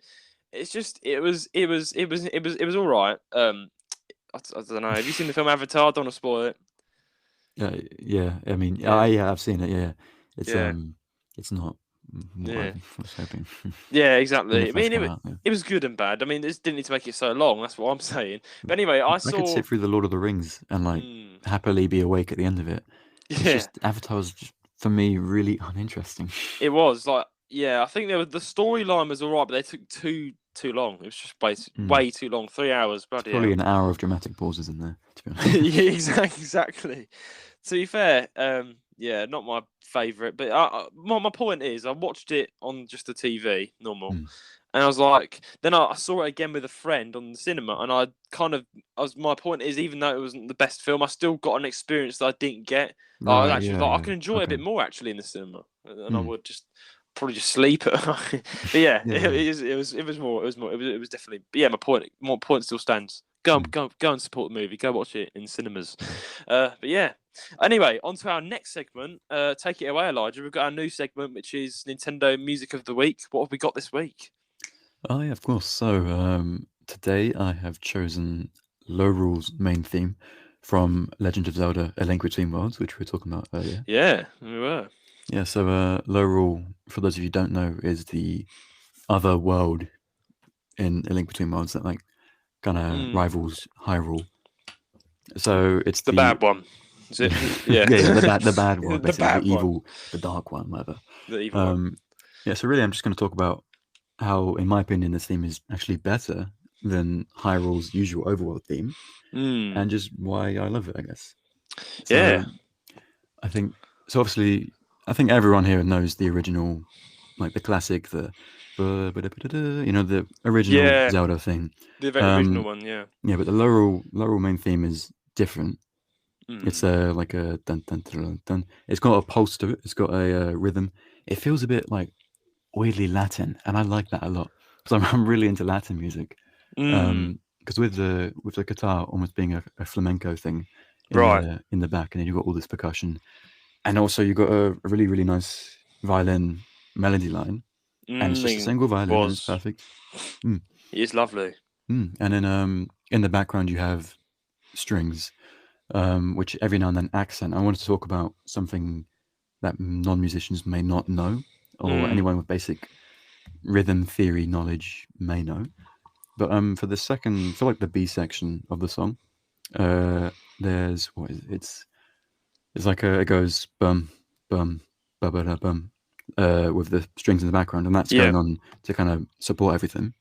Um, so do you know? Okay, do you know what a triplet is? A triplet. I should know this because I was in a band 2 years ago. I'm a bass guitarist. Come on. Oh, okay. Come on. Tell me what a triplet is. Come on.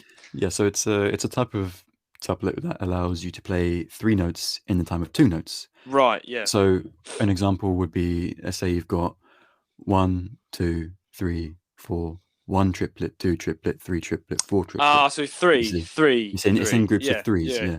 So hopefully that makes sense. That makes sense. Yeah. Yeah. Yeah. So Groups of three. the background one is quite interesting. So it lands on 1, then the and of 2, and then it's 4 triplets. So it's got 4. 1, Yeah. 2, 3, 4. Yeah. So it's Then I 4 don't know how to. groups. Yeah. I don't know how to explain it, but it's very. I like it. The kind of. How it builds up. That's nice. Yeah. Yeah. That was really good. You can carry on and say. I was saying that I can see what you're saying because that was it with the strings. That was. Yeah. Yeah. Background That strings, yeah. as it immediately filled me with a sense of energy. Right. It was a very energetic song. Mm. I'll explain more of my opinion when you finish explaining how you feel about it. But yeah, I'll say that is that really that key that dum dum yeah that three was it triplets Yeah. that really did, even though many people wouldn't appreciate it, but that was kind of like the baseline of it wasn't the baseline, but it was like what kind of drive the entire track. That makes sense. Yeah. Yeah. So do you can you hear if I clap? Can you hear this, by the way? Yep, I can hear that. Okay. Yep. So let's say what's the tempo? It's 1 and 2 and 3 and 4 and 1 and 2 and 3. Yeah. Okay. So 1 and 2 and 3 and 1 and 2. Right. Yeah. Yeah. 1 and yeah. 1 and 2 and 3 and 4 and 1 and 2 and you get that? Yep, I got that. Yep. So that's the made a mistake. That's the we won't notice. that's the backing strings part, and that really drives the music because there's a few little trumpets here and there that are building up throughout the song, and then they die down, they build up. But it's just got this adventurous spirit, and with that, with the the 4 and 1, that kind of leads you into it. It drags you into the next bar. It does. And I like that. I feel like it makes you want to keep going. And I feel a lot of people have said about the theme is that they prefer it over the original Hyrule theme because it's got that adventurous spirit and that drive, and it keeps you going in a clever way from a musical standpoint because of that leading in from 4 to 1 with a triplet, kind of dragging you onto the next bar, kind of pulling you along, not letting you go. You can't, like, you're always locked in with the music when you're going in the overworld. Yes, that's peak musical, like, overworld balance with the like gameplay and music. Yeah, it was. Yeah, honestly, yeah. Thank you for choosing this track. When I played this track, again, I immediately felt an energy, and it immediately, and when you're playing the game, and as soon as you open the app and it's the evil world, that can almost, again, I've said this in the last one, it really does add a new level to the game where you are more immersed. It brings the scene to life. This is, and it's almost like a majestic, powerful. Almost like a majestic evil power. It's definitely powerful and energetic and everything like that. Yeah, exactly. And you can almost tell in the music, as long as it's got a heroic sort of thing going on there, but it also, at the same time, it's got a villainous sort of Of course, yeah, theme because going. it's That's what I really like. It's hard to explain. I think everybody has this, right? When they hear a piece of music, they can't exactly describe exactly how they feel because it makes them feel an emotion that you can't exactly put into words. You know, but the best way to describe it, I would say, with this piece of music, it's almost a heroic and villainous at the same time, as if they're both coming to meet each other or something, and it's Yeah, that's clever because with the main theme, the very obviously heroic, fantastical kind of of course, I'm the hero, I'm going to save the world, and I am everyone knows Link. you're the Yeah. hero. And then, but when you go to the dark world, it's like you're almost like a secretive hero, like you are the hero, but no one knows who you are. You've got to work and Exactly. you actually got to try and make a change. That feels like, oh yeah, there's actually pressure here, but Yeah. there's more motivations. Like this world is in disarray. I'm the hero, but I need to not just prance about being the hero. I need to actually do something big. Yes, do Do something something big. proper. Yeah. Also, the Exactly. theme when you free sages from that world, the theme actually builds up the overworld theme. They add more instruments. They make it more powerful. So I think that's great. I mean, Dynamic music changes. Yeah. Funny enough, it was 9 minutes long, and I didn't actually notice the loop until about 5 to 6 minutes in, because Yeah. that's what I really like about it. I like it when the loop is not made obvious, because I in a think way, because of the driving nature of it, it means you don't even know how much time has passed. exactly, because it goes upwards, and then it kind of slowly goes down again. Then it also has a second part where it kind of goes up again, and then it loops, I think. But you don't notice that because of how it's done. Very, very clever. It's very smooth, yeah. Very smooth, and it's again this game, Link Between Worlds. Thankfully, it's on the top 10 list. It should 100% be brought up higher. It's number. Let's check what it is. Number 7. Yeah. Definitely, I think should be number 6 or something. But it's this piece of music here. When I listen, and this is something else, right? You got game, and then you've got the music, and the music is just taking a chance to appreciate it. I mean, I was just vibing when I was playing. When I just started the game, Legend of Zelda: Link Between Worlds, right? Just start the opening music to the little village. It was like it was like it was. I can't of course remember exactly what it was, but it was just so almost like old town. You could say Latin, old town Latin countryside sort of heroic. Medieval sort, and then it had like a modern villainous twist to it. Not villainous, sorry. It had like a modern sort of country twist. As I explained, but it was. I was enjoying it. I was like, "This is great music. I'm enjoying this." Yeah, it's a vibe, really. Yeah, it's a vibe, exactly. And then, unfortunately, as you progress in the game, that actually does. You don't have that anymore. Yeah, you can only get that at the very beginning of the game, unfortunately. Exactly. But unfortunately, like I said, it does tie into the story of you're not just some country town boy anymore. Now you're a big hero trying to change the world and all of that stuff. That's a very good point you made there. Because if you think about it, the music changes as you change, which is quite funny. Yeah. So it's not good like progression. exactly the music progresses with the game. So you're not just right. So you're in this area, right? In that area is not going to always have the same soundtracks. As much as we may be sad about that, it's going to progress as the game goes, as wherever the storyline is. Because for instance, when the castle's attacked, the area around there, and suddenly that whole area of that world, that part of the world, it's like. There's like a fear in the air and a heroic sort of you've got to do something sort of music going on. So yeah, it's 100%. Yeah, the Lorule, is that you pronounce it? Lorule or something like that. That's it, Lorule.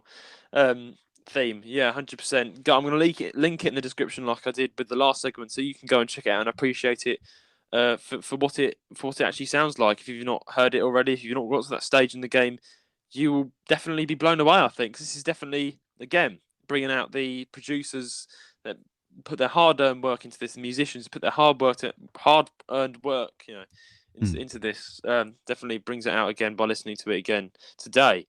So yeah. Yeah. Definitely. Also, hopefully, you've learned what a triplet is. Yeah. People listening. Where one beat can be divided into three equal parts, and it sounds like it sounds a bit weird, a bit dragged. But that's it's nice. Yeah. On the JR's Gaming podcast, I have learned something new, honestly, about music, which is I'm a massive music fan. I'm a bass guitarist in a band, we used to be, and I've now learned what triplets are. I didn't know that. Funny enough, I'm more self-taught than I am. But maybe I'll try sprinkle a bit of music theory in each of these. Yeah, sprinkle a bit of music theory in. Come to the JR's Gaming podcast and get your music theory lessons in, because we've got Elijah on town. He's on the ground. Yeah, I'll keep it simple, of course. Yeah. That was good. It's always good to get a bit of extra information. Hopefully you guys learned something as well, just like I did, as we are always on this podcast. But anyway, to our last segment, we have questions. Now, the question of the week is from Jess, and of course, it's to Judah and Elijah. Okay, so I have a question for both of you, considering that you are both content creators. What is the best compliment you've ever received for a piece of work that you've worked on and felt really encouraged by it? Also, have you ever received any hate comments, and if so, how do you deal with it? Love the show, guys. Jess from Brisbane, Australia. Oh, Brisbane, Australia. Let's go. Aussie. Let's go. Yeah. So, quite good questions there, to be fair. Best compliment. I'll go first on that. I think when you're a content creator, there's also that aspect of your family and your friends see that you're working hard, and it's not necessarily from the viewers. You get a lot of support, I think, outside of that, and you have family and friends who recognise that you're working hard on the project, and they're like, well done, I'm proud of you doing this. But yeah, I think, best compliment I've received. I think I've received a best compliment. To be fair, but I did receive my best friend. He told me once. He said, I forgot what he said now, but he said keep going. That's what he said. I mean, it wasn't exactly a compliment. He said just keep going. He said, and you'll find, the more people realize what you're doing, the more compliments you get. It's hard to explain. Of course, a lot of you, again, you guys, just writing into the show and saying that you just saying loving the show, guys. Just people who say it's a really good show. But just saying that you like the podcast encourages us to carry on, do what we do, to know people enjoy it. So it's more of the fact that I think combined efforts from all our viewers, just sending a chat in the emails, and it's just nice to hear from you guys. That's what it's all about, communicating with our viewers. What about you, Elijah? I think I don't have a best compliment. I receive a lot of really nice comments, and I'm looking through them on my phone now just to see, what kind of things have happened recently. There's a lot of nice comments. I think the ones that make me feel the most encouraged are ones by fellow content creators. Like there's a music YouTuber called DJ Lizardon, and they make Pokemon remasters. And I've been listening to them for about a year, and they've been listening to me for about a year. We met on Discord. Nice. All we did, we just said hi. We're not even really friends or anything, but we comment on each other's videos every now and then, and we listen to each other's stuff. And that kind of encouragement from another person who does what you do is really helpful. They're kind of like, just even them just saying like, this sounds great, good work, makes me want to do this. It's like, that's great. I feel more encouraged by that kind of stuff. So I'm like, I know that they know where I'm coming from with this kind of thing. Yeah, that's really good. Just having other creators, of course, just kind of comment on you. That's really nice, because then also you kind of build a network. I mean, we've only just started our podcast last year, and we've collaborated with. We've got you, another YouTuber, but you're also a friend. But we've also collaborated with a bigger YouTuber. I think it's 14,000 subscribers. You got MS Guy. He's a lovely guy. Almost kind of acquaintance / friends on Discord. And it's been really encouraging to speak to other YouTubers. But what the sort of podcast that me and Rona started, we're a gaming podcast. We talk about what we like about it. We also get guests on. That's the whole point. We get other YouTubers on, and we then talk about their perspectives of Nintendo, what they like to play. That's kind of what you do with the podcast. You kind of just hear about other people as well as proclaiming what you like. But yeah, that's really good that you got those content creators also encourage you. Actually, I've just found another comment. Nice. My favorite drummer ever, basically. I made a video about him before, and he actually found it and he commented on it and everything. It was really, really nice. And really? He's listened to my Mario Kart album and my original music, and he was saying it was really great. Video game music is a vibe. I'm like, that made me happy for weeks. Yes. I was like, yes, my favorite drummer in the world just found my video and said hello. That's and really he's nice. even, the thing is, I've even commented on some of his videos or videos that he's been in, and he's then found my comment and gone, hey, like, I was like, yes, he knows me. that's the kind of fanboy thing. Yeah, it's like a fan. Yeah, I like that though, because I also feel the same. I mean, I'm a massive fan of Abroad in Japan, Chris Broad YouTube. He's a massive YouTuber, and I think I think he read out my question on the podcast once, and I was like, yes, yeah. And he's liked to comment, and he's noticed what I've said once and replied to it, even said, that's quite funny. I made a joke, and he kind of joked along with it, and I was like, yeah, that's quite encouraging when you hear from someone you look up to on YouTube, and it just encourages you to keep on going because they're exactly like you, but just a bit bigger. They're receiving they're just doing exactly what you do, just a bit more viewers, a bit more stuff, and of course that is more pressure on them. So I have greater respect for them because they receive a lot more compliments and hate comments, which we'll go into in a minute. But yeah, of course, second one now, the evil side of the internet. People that aren't very nice, have had a bad day. Oh, starting with you, have you received any form of hate? Some people don't actually, but how about you? Have you received any? Yeah, I've received a bit of hate, but very rarely. It's more like usually I can't understand it. Usually it'll just be someone randomly being angry, and it won't even be related to the video. It'll just be like, okay, you don't like me, but like. She's got the wrong side of bed. What did I do? You prick! I don't like this Pokemon album. Get lost. Yeah, but it's like weirdly enough, I got that stuff before I even started talking in my videos. So there's nothing about my personality online, but people were like, "I don't like you." I'm like, okay. Sorry. Okay. All right. But really, yeah, for me, I guess it didn't really bother me because I don't know them. I don't care about them. Exactly. But I do receive quite a bit of feedback every now and then from certain people, and I like that though. I like that some people can go, "This was a really good video, but next time I'm going to try this to make it better." I'm like, "Thank you, that's great. I want to hear that." Or if they say, "Oh, this bit was a bit underwhelming, but I like the rest of it," I still think that's a good comment, even though it's like it's got negativity to it. It's like it's constructive criticism, and I like that. Yeah, that's really good. The type of comments I really grind my gears though is when I know people mean this with good intentions, but when people say like, "Oh, did you make this? This is great," it really it puts me at it gets me tense. I'm like, yes, what do you not believe I made it? What do you mean? Like, yeah, I made it. I spent hours and hours making this. What do you mean? Yeah. And I always respond like, thank you. Yeah, I made it. And I'll go into a bit about how I made it or something, just in case they don't believe me. And I feel like it annoys me so much that people, I get that trying to be nice, like, wow, I can't believe you made this. But at the same time, it's a bit of an insult. So you made this? I don't believe that. You're not good enough to make this. You made this, Elijah? What? You made that? Yeah, so sometimes it feels like it's like a wow, high five, but also I'm going to slap you on the back of the head now. Yeah, so yeah, a bit of those comments are sweet. a bit. Yeah. But obviously I never respond negatively because I know they have good intentions. Exactly. It's just, the wording can be a bit. I can understand fully. That it can be annoying when someone. I mean, I've not actually received anything in regards to did you do that podcast? What am I, an AI? No. Yeah. But I can understand from your perspective, someone who, let's say, I worked hard in the video, and as a podcaster, I know that there's still. Yeah, the amounts of work that you put into a video is from all content creators is a lot, right? There's a lot of effort that goes into it just so you guys can listen to it and enjoy it. So it is encouraging when you hear good comments, but then again, things like "Did you make this?" it's just like a bit annoying. It's just like, of course I made it. It's my bloody YouTube. I mean, on my side, yeah, same as you, really. Me and Ryan haven't really received much hate, but because we've only just started the YouTube channel, but it's our email box. That's the main thing. I'm in charge of receiving all the emails, and we did get a few emails that are just plain nasty. That are just to make no sense. Or someone just listens to the episode and they're like, "You're both twats, and we don't like you," and I'm like, "Okay, fair enough." I don't. I'm not really. It's something I find helpful.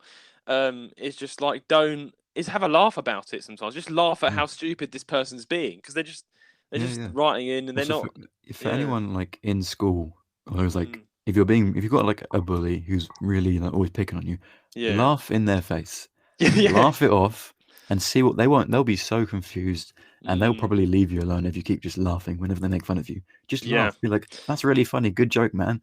And then they'll be like, "I'm not trying to compliment you or anything." It's like, "Hey, that's so funny." Just like try and make them feel really awkward, and they'll leave you alone.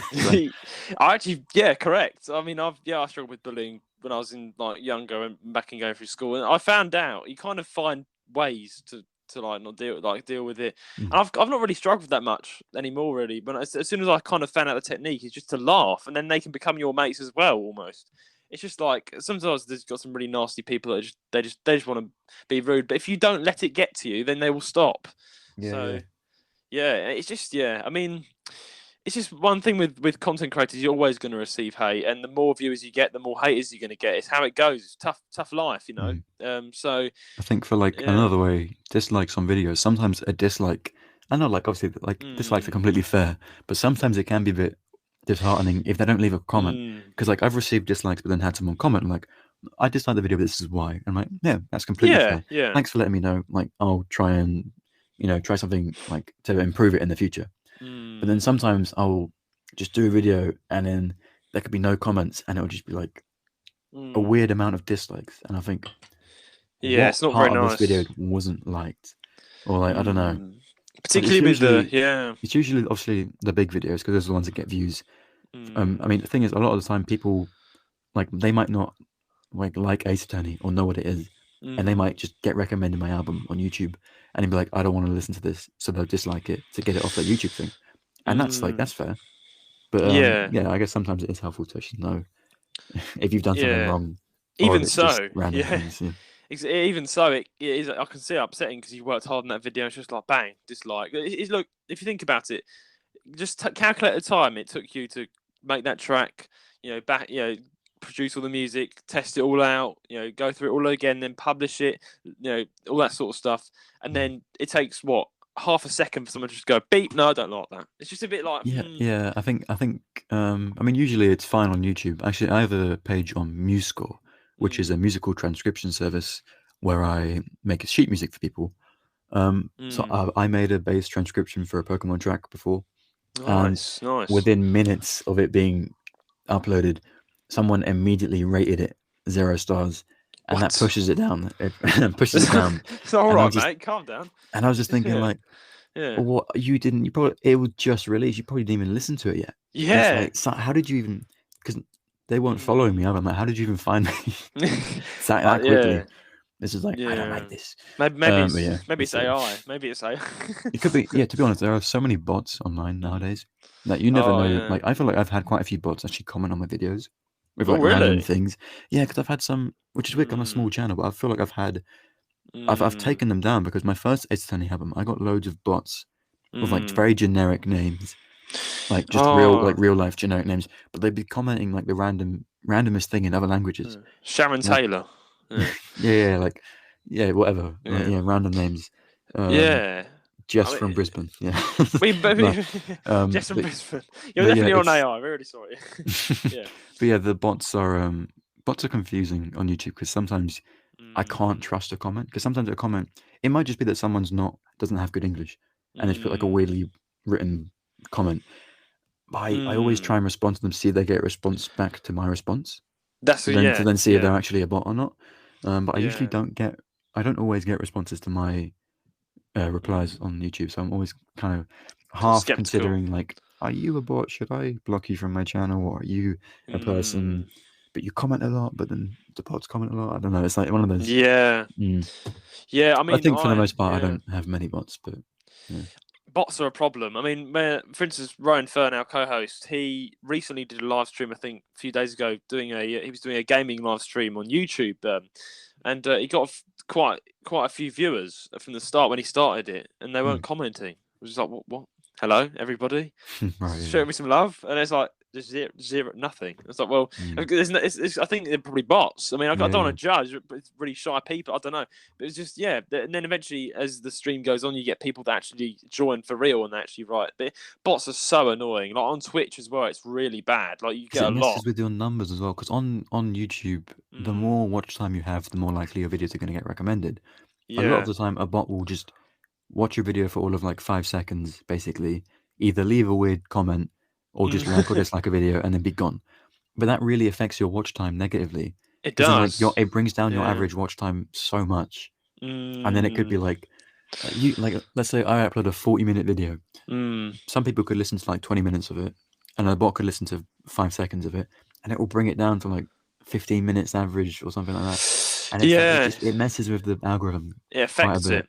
Yeah. Unless you do the Elijah trick, which is, I think you told me when you first came on. Just play it at slow rate and you get more views. Apparently, I don't know if that's been fixed though, because to be honest, I stopped doing it after I did it for a few months, and it was working great. And then I thought, I don't need to do it. It's fine. Yeah, because eventually you hit the algorithm and you don't need to do it, and you get views anyway. It's kind of I mean, I think because I reached a subscriber point where I was like, okay, I can hit like at least 80 views on average. Wow, and then usually they'll be around like 150 if it's a good video.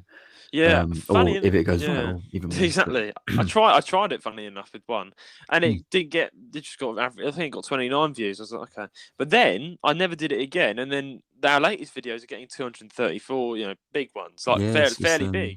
it's strange. I think it's because also it doesn't guarantee views because it will increase the impressions. If you look on the impressions of your video, Oh yeah, the I impressions. think Yeah, that's important because my yeah, most viewed video has 10,000 views, which is mad. That's great. it's mad. And I've Yeah. actually seen the average watch time is 122% on that video.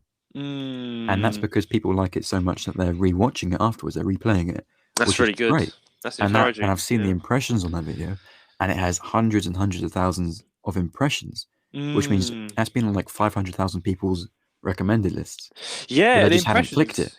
So that's the thing. You Yeah. need to look at the impressions rather than the views for that kind of watch in halftime to increase that recommendation Yeah, thing. I'm pretty good with the impressions. We've got 8.1 thousand impressions on our latest one, so I Mm, was like, that's fair enough. 8.1 thousand people being recommended our yeah, yeah. podcast, and we got roughly 200 plus people listen to it. And the Mm, watch time again is really important because our average watch time.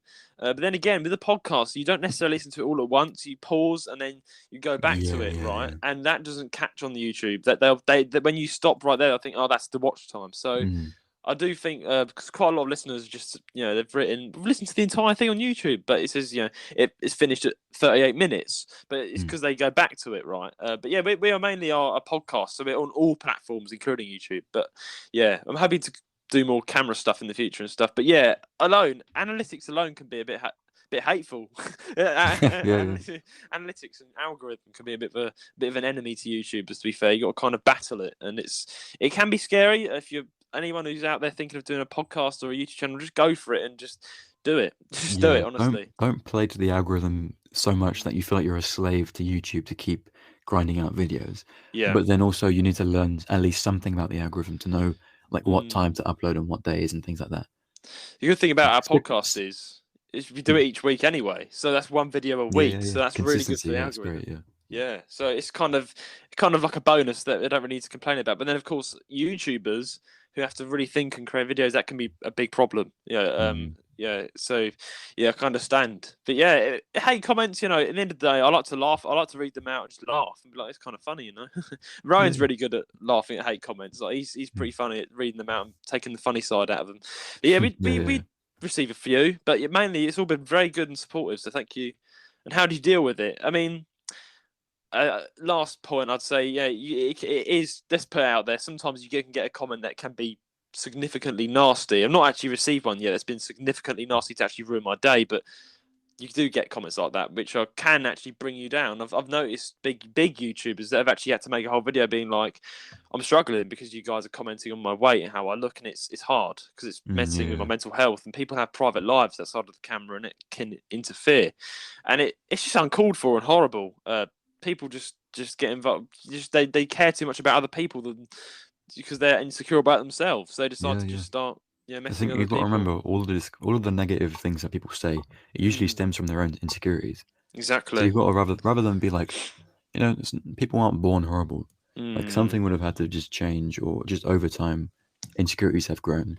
So you've mm, got to kind of understand that and go, okay, don't let it get to you because they're dealing with their own stuff. They're just deflecting onto other people. yeah. Leave them alone. If you ignore them, they'll stop. They'll learn to mature and not Mm. throw their problems at other people. Yeah, I mean, I've seen. I agree with you, to be fair, because when someone just writes a really nasty comment and they've obviously watched the video, they've been very very very biased and they're just trying to ruin your day, right?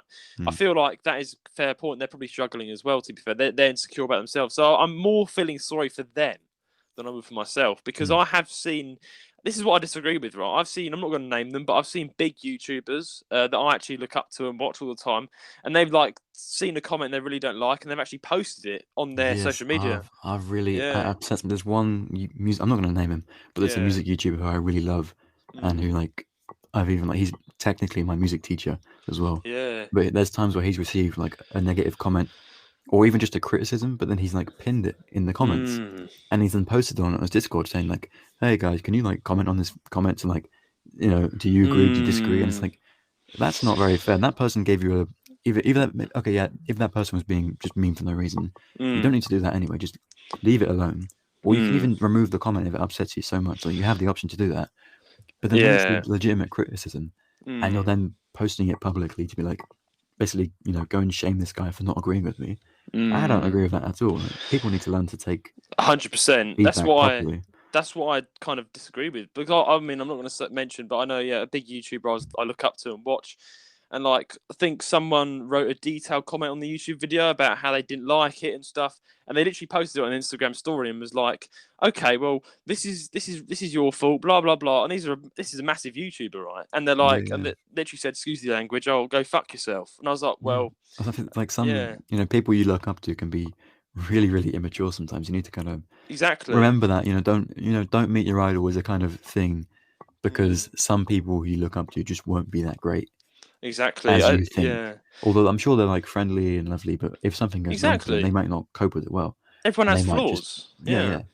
So it's also very, very revealing that we're all just human beings, right? We all get frustrated. We all get, So it's quite interesting to see someone I look up to just do something that I'm like, okay, that's what I wouldn't do, because it's just like, it is literally, because if you think about it. What's something I don't ever want to do. If I ever become a big YouTuber or whatever content creator, I'm never gonna pick on someone, because I'm just imagining they've lost someone in their life and they're struggling to deal with that emotion, and they comment on my video. Imagine how they feel. Like you could just like that's gonna obviously. I guess the whole reason people would like pin a comment or post about it on Instagram is to stop that person from commenting again. But that's like almost traumatizing. Imagine if you were a child and you just didn't like someone, you didn't like the way there are Pokemon YouTubers, I just don't like them. But I'm not gonna even if I commented like I don't like you or I don't agree with you, I don't expect to then be put on public shame and display with their name and everything. It really does mess with me, because when I saw, I'm like, okay, well, you've actually been very rude to that viewer. You don't even know what's going on with their life. That you could have actually made their situation 10 times as worse, because you've a massive YouTuber. It isolates people. It's a horrible, it's a genuinely horrible mental tactic that people purposefully do. Like they know they're doing that. They know this is going to ruin you, and I'm going to enjoy doing it. That's horrible people who do that. It's I think with influencers comes power, and you do have power, and I think it's abusing that power if you just pick on one viewer who doesn't like you and put it out literally on everywhere and said, look at this person, this is their name, I'm going to swear at you, I'm going to be horrible to you. It's just like, well, that is it's as much as I really like you as a YouTuber, you've done everything right. That's quite nasty, and it's something I think YouTubers today have a problem with doing, and they need to stop it. To be fair, it's not very good. True. But we have hate. A bit negative at the end. Bit negative at the end, but it's basically how to deal with hate. Just don't let it get to you. It's their problem, not yours. Just try and laugh it off if you can, or just distract yourself. If you're starting up a YouTube channel and you get some hate comments, don't focus on them. Exactly. You could just leave them. You could even remove them if you're really small and you just don't want them to be there. Yeah. And then just go on with your day, and then look at the positive comments, because you will always have more positive than negative. Exactly. If you have more negative than positive, maybe you are doing something wrong. Maybe you are. But that's very, very unlikely that you'd have that happen. Exactly. So focus on the positives. Have that be your motivation and determination to keep going, and then leave the negatives. Just leave the negative people to be negative on their own. Exactly. And, Exactly. It's a very valid point. Again, just water off a duck's back.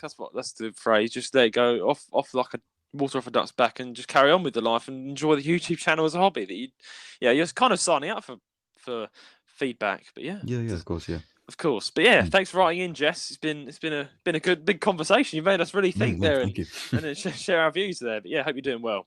But anyway, please send in your questions and comments to jailsgaming135@gmail.com, just like Jess did, for big discussions online.